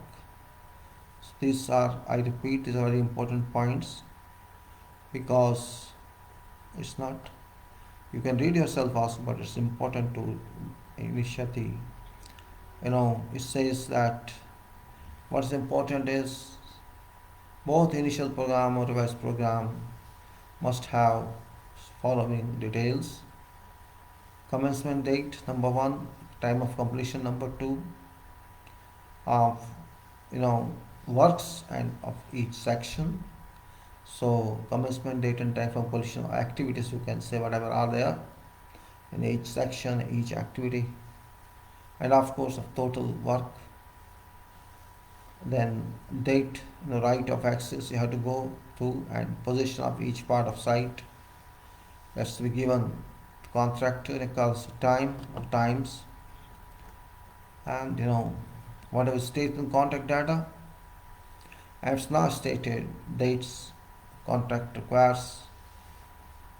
requires employer to give right of access to and possession of each part of site, order in which contractor intends to carry out works, including anticipated timing of each stage of design, preparation and submission of contractor's documents, procurement, manufacture, inspection, delivery to the site, construction, erection, installation, work to be undertaken by nominate subcontractor, testing, review periods for whatever submissions stated in specifications are required in these conditions, sequence and timings of inspection and tests specified in required by contractor. For a revised program, sequence and timing of remedial work to which engineer has given a notice of no objection, that's defects and rejection, and or remedial work if required, instructed under subclass 76 remedial work. All activities to level of detail stated in specification, logically linked and showing earliest and latest start and finish dates for each activity, or you can say float and critical path. Dates of all locally recognized days of rest and holiday periods, all key delivery dates of plants and materials for a revised program and for each activity, actual progress up to date and delay to which such progress and the effects of such delay on other activities. Supporting report, which includes, now it's very important part, description of all major stages of execution of works, a general description of methods which contractor intends to adopt in execution of works, details showing contractors' reasonable estimates of number of each class of contractors' personnel and of each type of contractors' equipment required on site for each major stage of execution of works, and revised programs identification of such any significant changes to previous program submitted by contractor and contractors' proposals to overcome effects of whatever delays on progress of works. So these are very general points, means whatever you do is completely same but in different mode. You can say you have to prepare bar chart, level 1 chart, and then level 2 chart, and then you have to provide histograms for human resources, and you have to provide histograms for equipment, and you have to provide quantifications of each major item, and what's time duration of each item, and time duration total means master time duration, you can say whole time duration, and there may be 200 activities, the time duration for each one, or there may be some sections of that which you have to provide time duration for one, when activity starts and activity closes and or completes, or it goes in parallel to some other activity, or it goes in overlapping with someone else, means where major work is done. We can say it's not that, means sometimes it's not as clear as expected of, but bar chart tells you where it stands when where you can say critical stages of work are given. So you may say that it's a kind of something, we always say it is that. So you can say what is submitted by contractor, that has to be taken care of.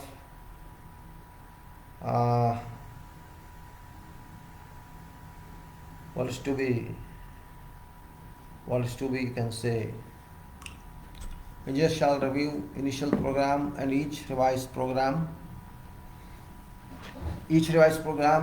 submitted by contractor, and may give a notice to contractor stating extent to which it doesn't comply with contract or ceases to reflect actual progress or is otherwise inconsistent with contractor's obligations if engineers gives no such notice. So what I said, actually, when you submit this program as a contractor to engineer, the engineer goes through this, engineer reviews this program and writes something to you, and maybe if engineer notes that, engineer makes a note that it doesn't meet requirements of contract, or it doesn't reach milestones, then there are some observations. So engineer shall review program, initial program, and each revised program submitted by contractor, and may give notice to contractor stating extent which doesn't comply with the contract or ceases to reflect actual progress or is otherwise inconsistent with contractor's obligations. If engineer gives no such notice within 21 days after receiving initial program, or within 14 days after receiving the revised program, if you don't get anything else, engineer shall be deemed to have given a notice of no objection or acceptance. You can say no objection, same thing as acceptance, and initial program or revised program, as case may be, shall be program. Now contractor shall proceed in accordance with program subject to contractor's other obligations under contract. Employers' personnel shall be entitled to rely on program when planning their activities. Nothing in the program or supporting report shall be taken as nothing in whatever program or whatever supporting report shall be taken as or relieve contractor of whatever obligation to give notice under contract. You may say whatever program, you're bound by a program, you're bound by contract as well. Your program shall not absolve means the contract. All provisions will continue and in addition to this program, and if at any time engineer gives notice contract to that program fails to extent stated to comply with contract or ceases to reflect actual progress or is otherwise inconsistent with contractor's obligations, contractor shall within 14 days after receiving notice submit a revised program to engineer in accordance with this clause. Now, also each party shall advise other and engineer shall advise parties in advance of any known or probable future events or circumstances. Now, what actually this is advance warning, you can say, advance warning. So this is not with program, but we have to first what actually we have learned so far is about program. You can say, let us say, program where this is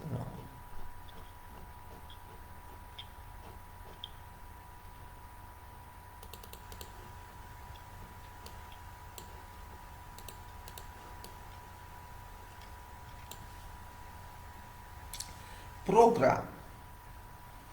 What do you mean by that? Now we have to just explain it further. We have gone through the standard mentioned by contract forms. But what is actually program? In general, if you talk, in general means from common sense viewpoint, from point of view of a common person. One side we are talking professional, leave it side. Everybody cannot understand professional requirement. Everybody cannot understand contractual requirement. Of course that works, everything works. Clearly it works indeed. Yet a common person who is not from profession has also a right to know what is happening. After all, directly or indirectly, a taxpayer is affected. It's somewhere tax money, though it may be a promoter's money, but somewhere it is taxed one. It's development of a nation, and after all, it belongs to public. Even if it's privately owned, somewhere it affects people. So it is right of people to understand or to be apprised with, though not 100%, but to some extent, that what is program. Life is full of programs. Life itself is a program. The start of life is known. Life of an individual is known. That day he was born. But life of completion of an individual, you can say completion of life, I should say, completion of life of an individual can never be known.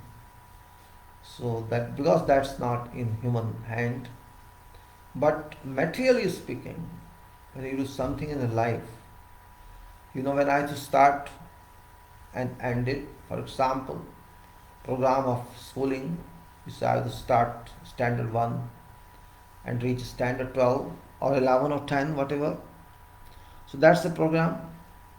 Then you have a university program, institution program, all are bound by some program, and in fact that's called definition. That's called definition, or you can say scheme. That is very common. This is a program, educational program, training program. Likewise, if you consider that education is a project for a person, school education or university education, same way we can say project is meant for people, and it affects lives. So when a project has to start and when a project has to end or has to come to operation rather than staying as project, this is called duration of that project, and it is actually a program. Though at that time it may not be entirely in hands of engineer or contractor, but overall the date on which conception started and date on which operation starts, that gap is super program, you can say, where various people other than contractor are involved. Because construction is seen, behind construction people do not know what's happening, what happens. But project starts very day when you conceive it, or you can say you think of that. You can say much before then construction starts, much before then design starts. So you can say that is gross project, then there is feasibility project, then there is a field project, then there is a design project, then there is a bid project, then there is a construction project, and then there is operation starts, and operation is not construction project. So you can say in that case how many projects are involved in this. That's the point we have to be clear about, how many projects are involved in that. Those projects, we can say, yeah, why is disturbing? I don't understand what they want to say. I really don't understand what they want to say. You have to attend these people for nothing. Oh my God, I'm fed up with these people.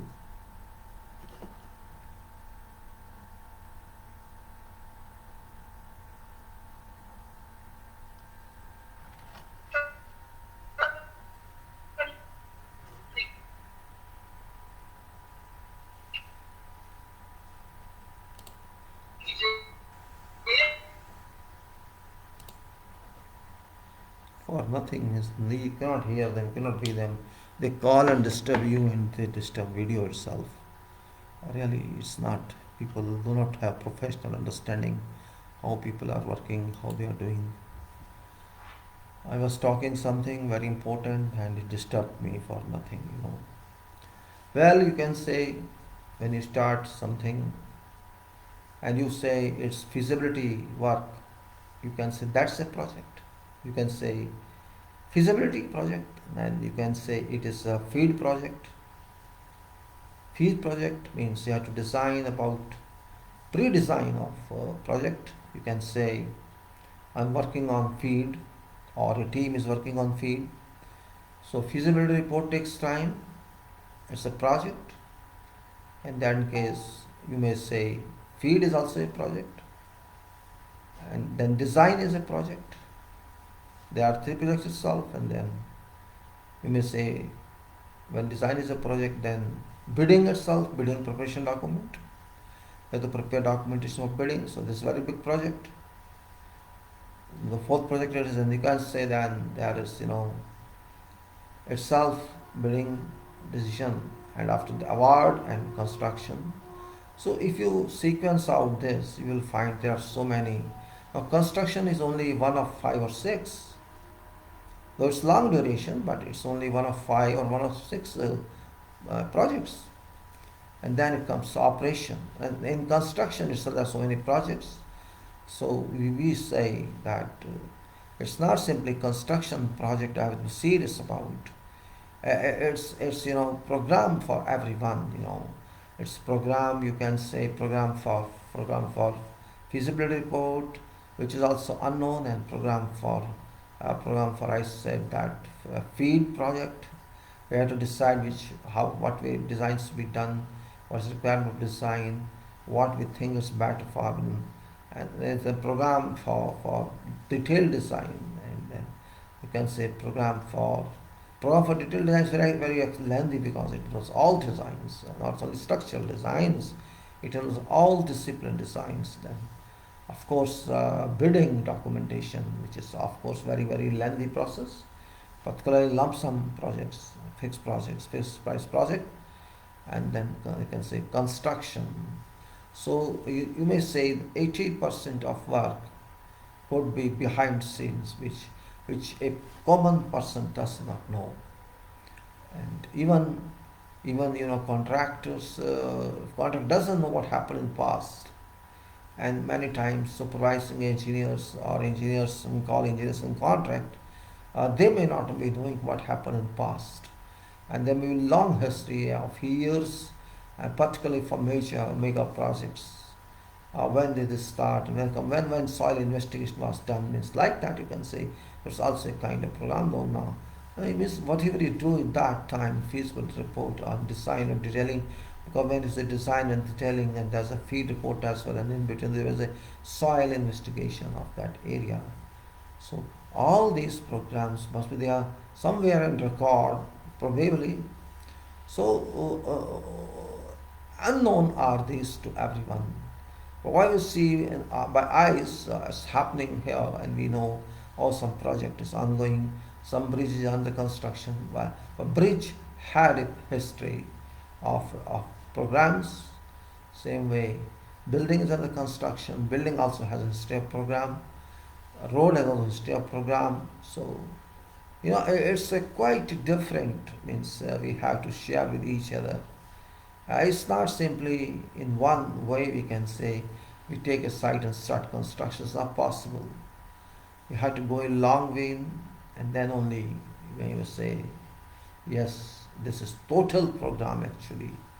If you know total program worked out, total effects provided to that project, you will find construction is very limited time and very limited value, because construction is a result of all these stages of programs or projects. You see, sum of all these programs or projects are equal to your construction one. So construction is not an independent world. It's dependence of a sequence of activities, sequence of programs and projects. So we have to take it like that. Means it's very long process. It's not shortcut, and it depends on how much influence was made by those people who were directly or indirectly involved with all this past work.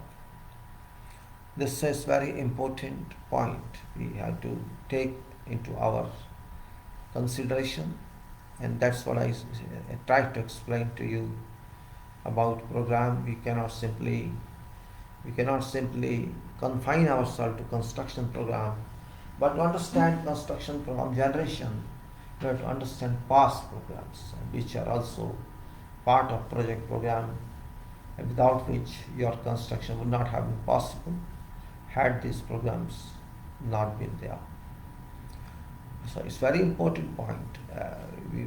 From a point of view of analytical understanding of project planning, contracts. The contract is has possible only because of those contracts which are not on record now, which are not, but it should be somewhere in charter of this project that's held by owner.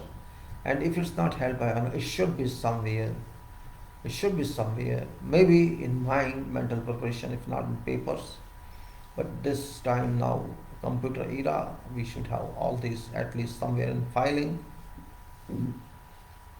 That's what is called professional organization. Means you should have each and every record somewhere in disk that can be retrieved and understood. And that's what we call responsible or professional work. Construction is just a baby of these products, these activities, from like an inception of feasibility to end of construction. and that's very limited in power, and it depends on parenting organization or parenting programming. So it's better to think it that way.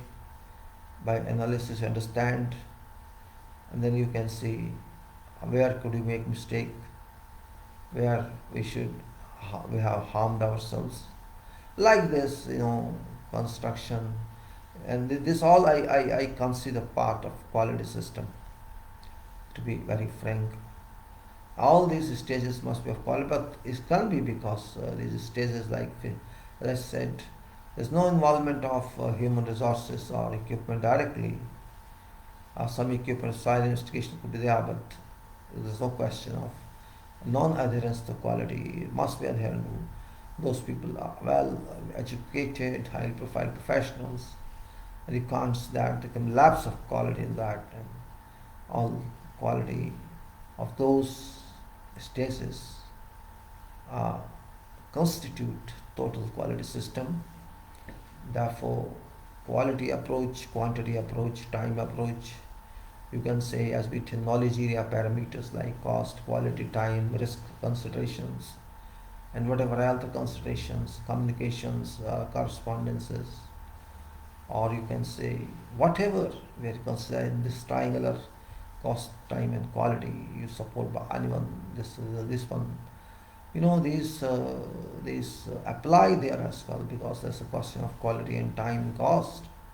Time is important everywhere. He knows is this should be time oriented and cost oriented, because time and cost are linked together. So it's to be understood that way as well. Not simply jumping onto this construction or finished construction like laymen say, no, construction is a result of other projects, result of other programming.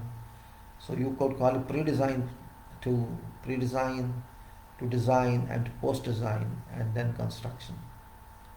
So you can say pre-design, you can say pre-feed, even not only design, pre-feed, or feasibility report means pre-initiation, and you can say pre-initiation to post-construction, and that is a project.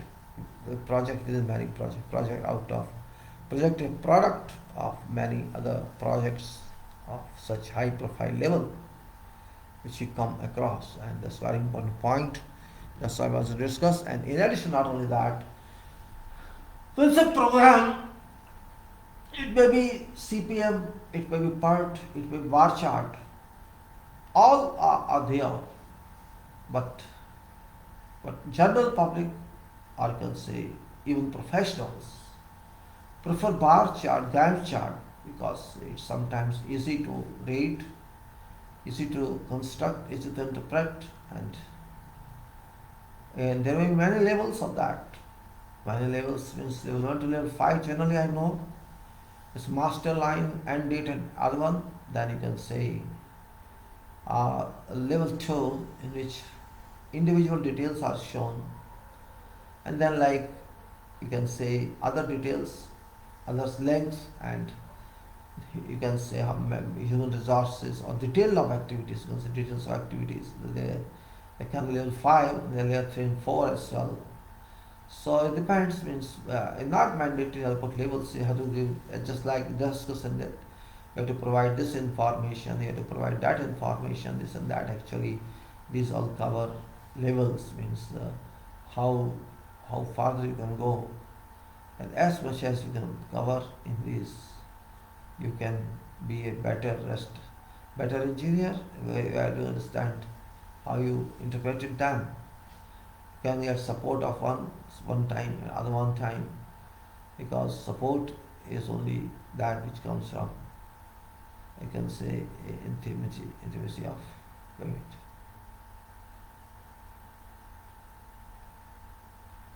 Every program that we enjoyed in that feasibility program or field program, lot of work was done, and for that designs were required, and that is very important part. Designs are required there as well.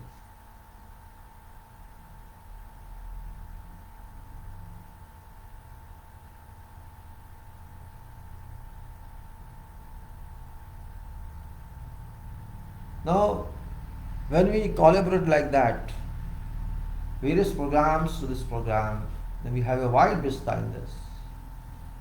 Means, of course, we cannot count on them because they are already done, but we have to think about them. When you think about that, you find a clear picture of this, right?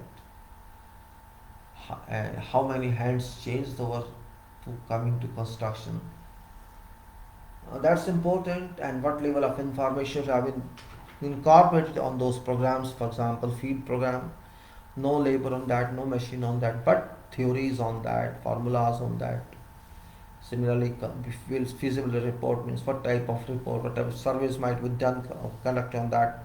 But all counts means it's not one part, other part. It's continuous process. So what I would say is construction, which is quite different, maybe EPC as well, and it's part of design. There and this pulled from there to here. Even then, we may say it's different. So what I should say. Also, I should say that we have to be a little different in analyzing this, and that's why I say analysis is very important part of engineering, and not only engineering but also everywhere in life. Synthesis is very easy; everybody can do. Synthesis means assembly is very easy. You can say synthesis means a kind of assembly, but designing every assembly part is analytical, and deciding about analytical parts, this assembly part is also very much analytical. Analysis, again I say analysis is life, and if you can't analyze something, this means you are not intellectual, I can say.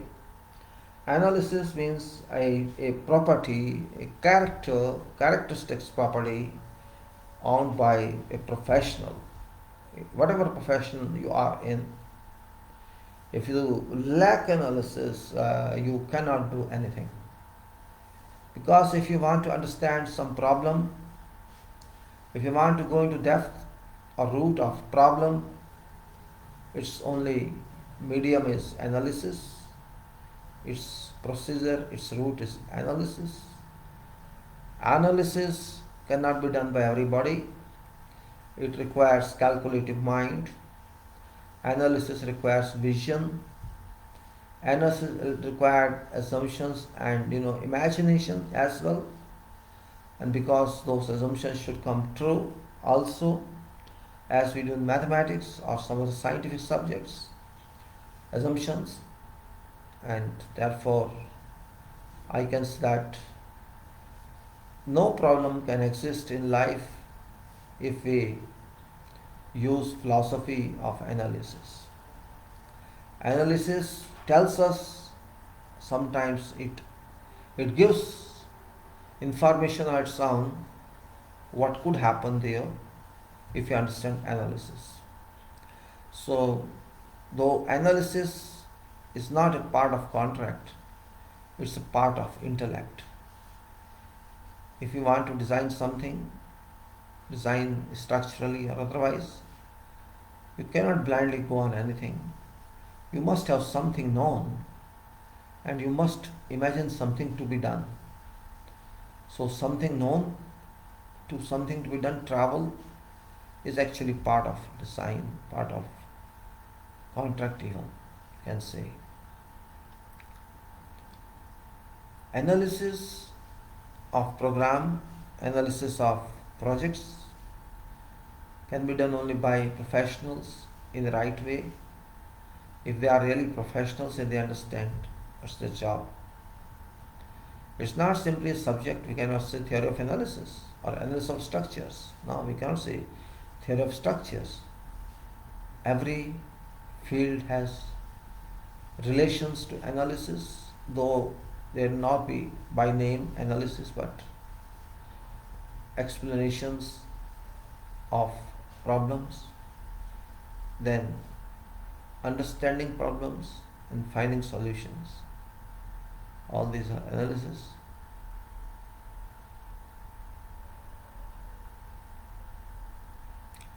And if you understand every every part of analysis, and you can analyze your own. Well, I don't think there can be some problem that you can't solve, and that is very much true. So now analysis one way, we have done program, then now we were somewhere at advanced warning, those very small advanced warning. Let us see what is that. No problem at all. It's we can have some comfort also. What to do? Right. Now, warning means warning here is each party shall advise other. Each party shall advise other, and engineer advise parties in advance of any or whatever known or probable future events or circumstances. Well, what are those which can lead you to adversely affect work of contractor's personnel, adversely affect performance of works when completed, increase contract price, or delay execution of work, or section, if any. Engineer may request contractor to submit proposal under variation or by request or proposed to avoid minimize effects of events. Circumstances very common means if you keep a watch as an engineer, as contractor, as employer, or what happening somewhere, not to be blind all time as an active business person. Contractor has to keep in mind, as a concerned engineer has to keep in mind where some change occurs, some you can say unexpected events to come in years together. Or it was, I will check reality one.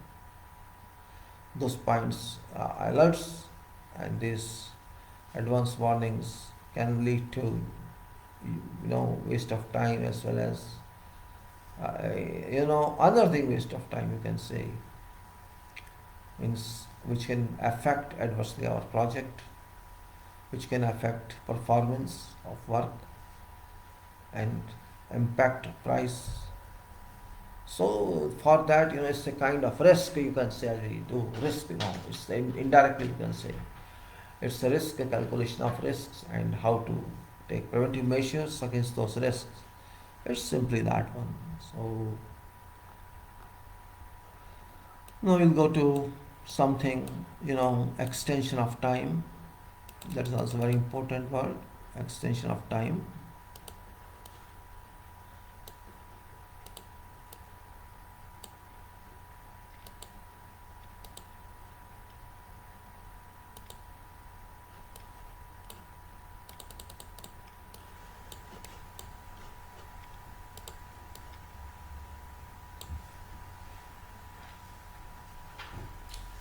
Extension of time, beautiful word, extension of time. Time for what? That's the point. Time for what? Also it's a point. I'm sorry. Extension of time. और time दे दो भाई. Time, और time, more time. अरे भाई, why do you want time? It's a project. I am paying you this much. Why you want time? I want time because I could not complete this work in time. Why you did not complete this work in time? Point is that. For what program was there? You have more time. It's no joke, It is no joke. We call time is money. We relate time to program. We say time, cost, and quality, we call it. Time, cost, and quality, we call it. Not only call it, we use it. We say in contract data, this is time for project. This is the standard of quality. And standard of quality, time of project, and you say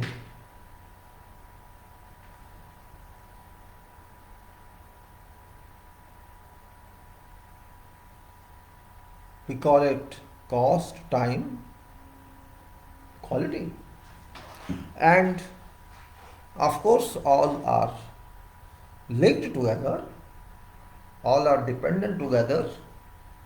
You cannot keep them separate. They are very much dependent, and if they are dependent, then how can you isolate them? They have to perform together. Time is given for performance, and quality is linked to that, money is linked to that. So how can someone accept your fact that we give you time? After all, you are paid to do that work in this time period, and if you do not do this, you are going to cause to me a loss. I am owner of this project. I have to use this project on this date. And if I am unable to use this project on this date, I may lose commercial benefits. Because of you, why should I lose my benefits? I paid to you this amount, this sum, deliver to me this with defined quality and defined criteria, whatever,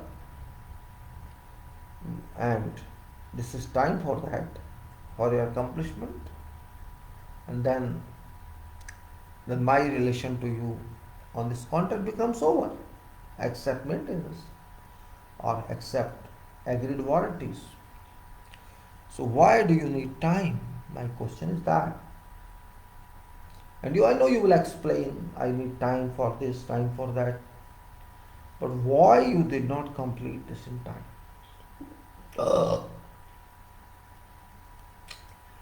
We are talking of lump sum fixed price agreements, contracts. How could contractor claim time when site is clearly given to contractor in time, designs are given in time,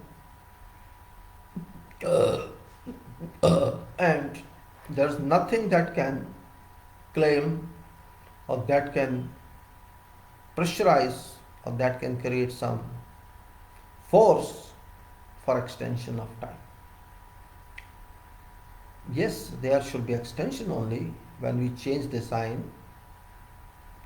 We say add one building to this project, or we can say remove one building from this project. This means your work is saved.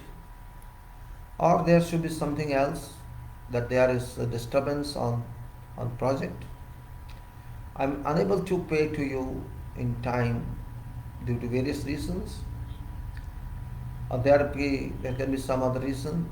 We suspend this project for whatever reason, or contractor runs away, or contractor doesn't do job, or due to some market issues, workers are not available, or due to some market issues, materials that are going to be permanently included on this project are not available, which is beyond control of contractor as well as control of promoter or owner.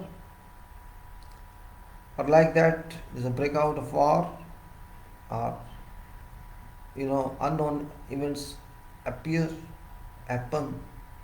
Means like this, or there are natural calamities out of routine, and for example, we may say unknown or undue, unexpected floods that never happened before in known history. Yes, there can be something like this on all such projects, that we don't have force to reject them.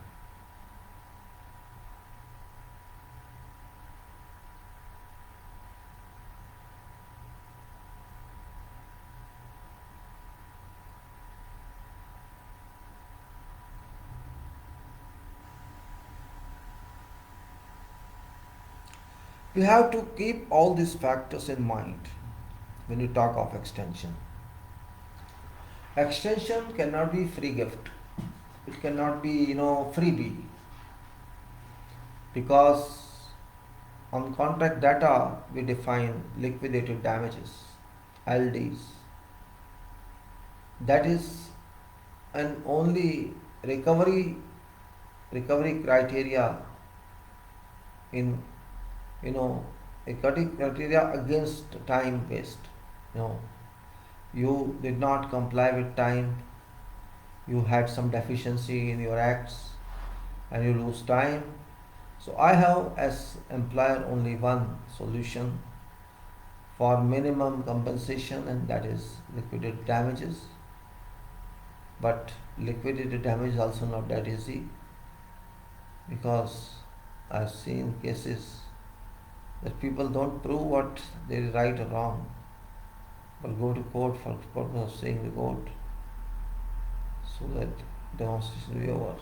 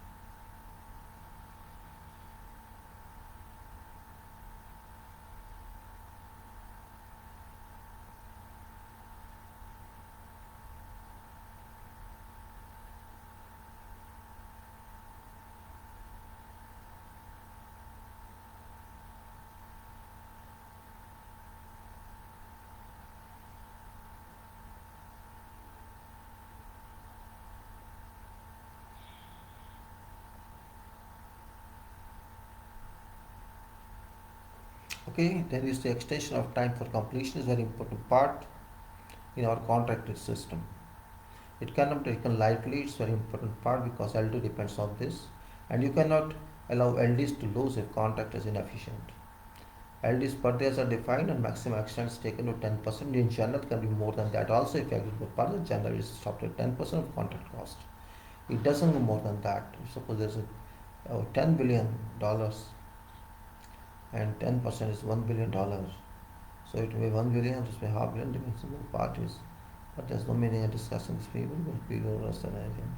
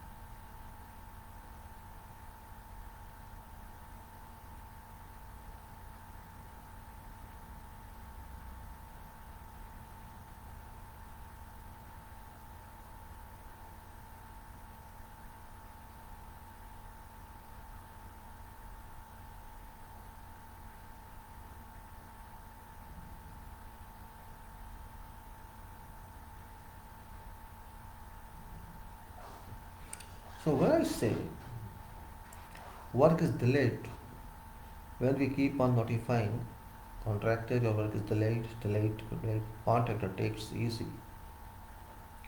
There's no seriousness on part of contractor or contractor tries to specify even then not successful. When progress is delayed, no, here was some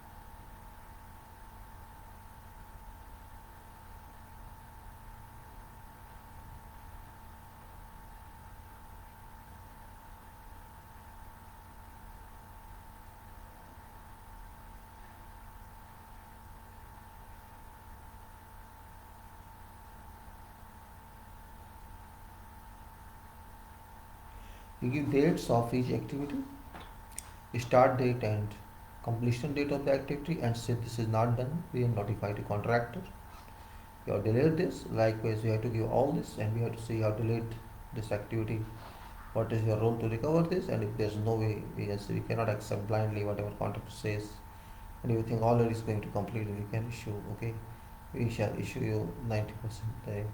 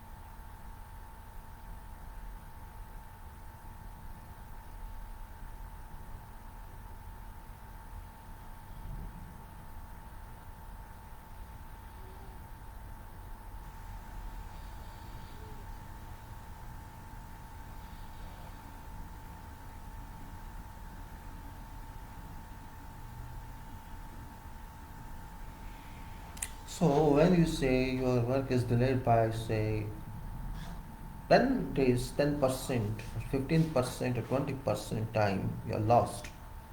And what's cost of that? You can say you can apply deductions or damages. So it's not easy, it's comfortable because contractors will make recoveries. So you can say, you explain can you recover this or you cannot recover this, and that's where it moves. But it's very bad on part of contractor and also bad on part of engineer or resident engineer that they start application of LDs and it harms reputation of both engineer and contractor. Engineer say what I do, I good people, the such and same thing. The other will say, what can I do? And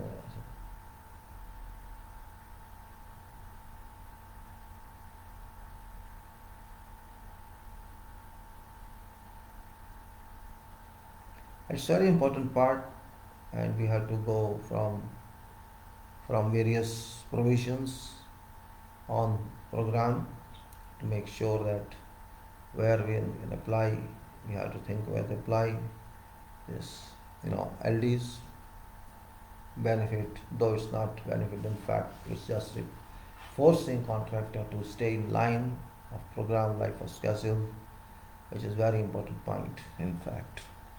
So extension of time is that way very important considering, and we'll read about this and we'll see how it works. You see, contractors shall be entitled subject to claims and payment and or extension of time if and to extent that completion of necessary completion of purpose of subclause 10(1) taking out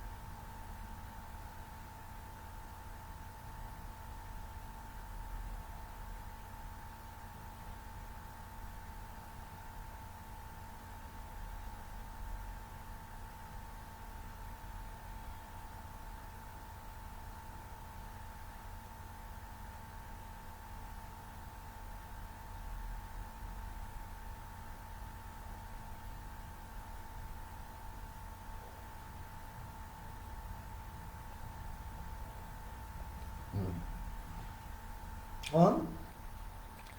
Now,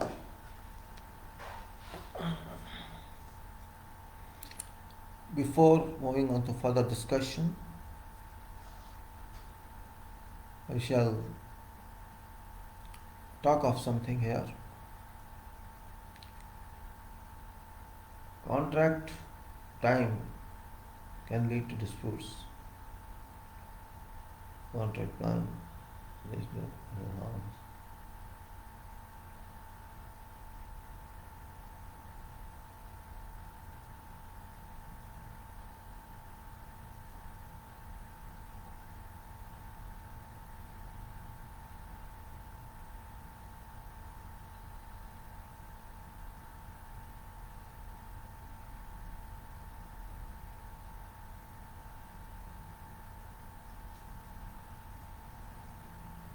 all right. We have to travel some discussion. We have to travel our knowledge. We have to travel our mind, our contents of this document, and of course many more added across that.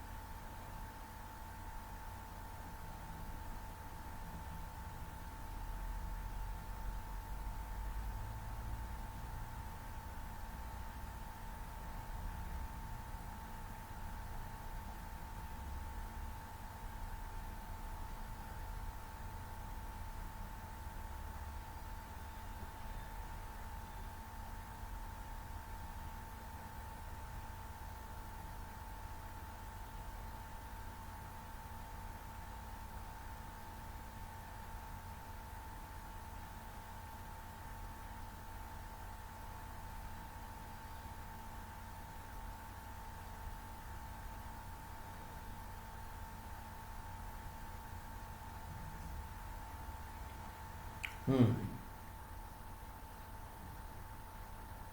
So you have to understand this very clearly now. What you say, contract shall be entitled subject to subclause claims for payment and or UT to extension of time if and to extent that completion for progress for purpose of this subclause.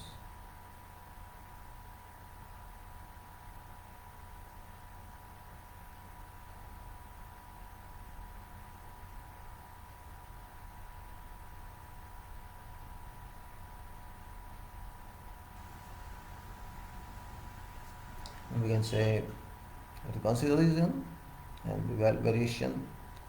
We can say this case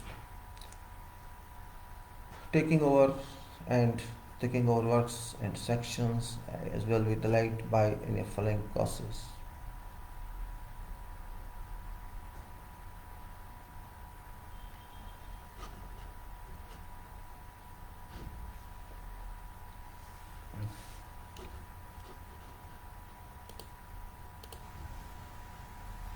I have to go something. Let me go and do something. It's so important.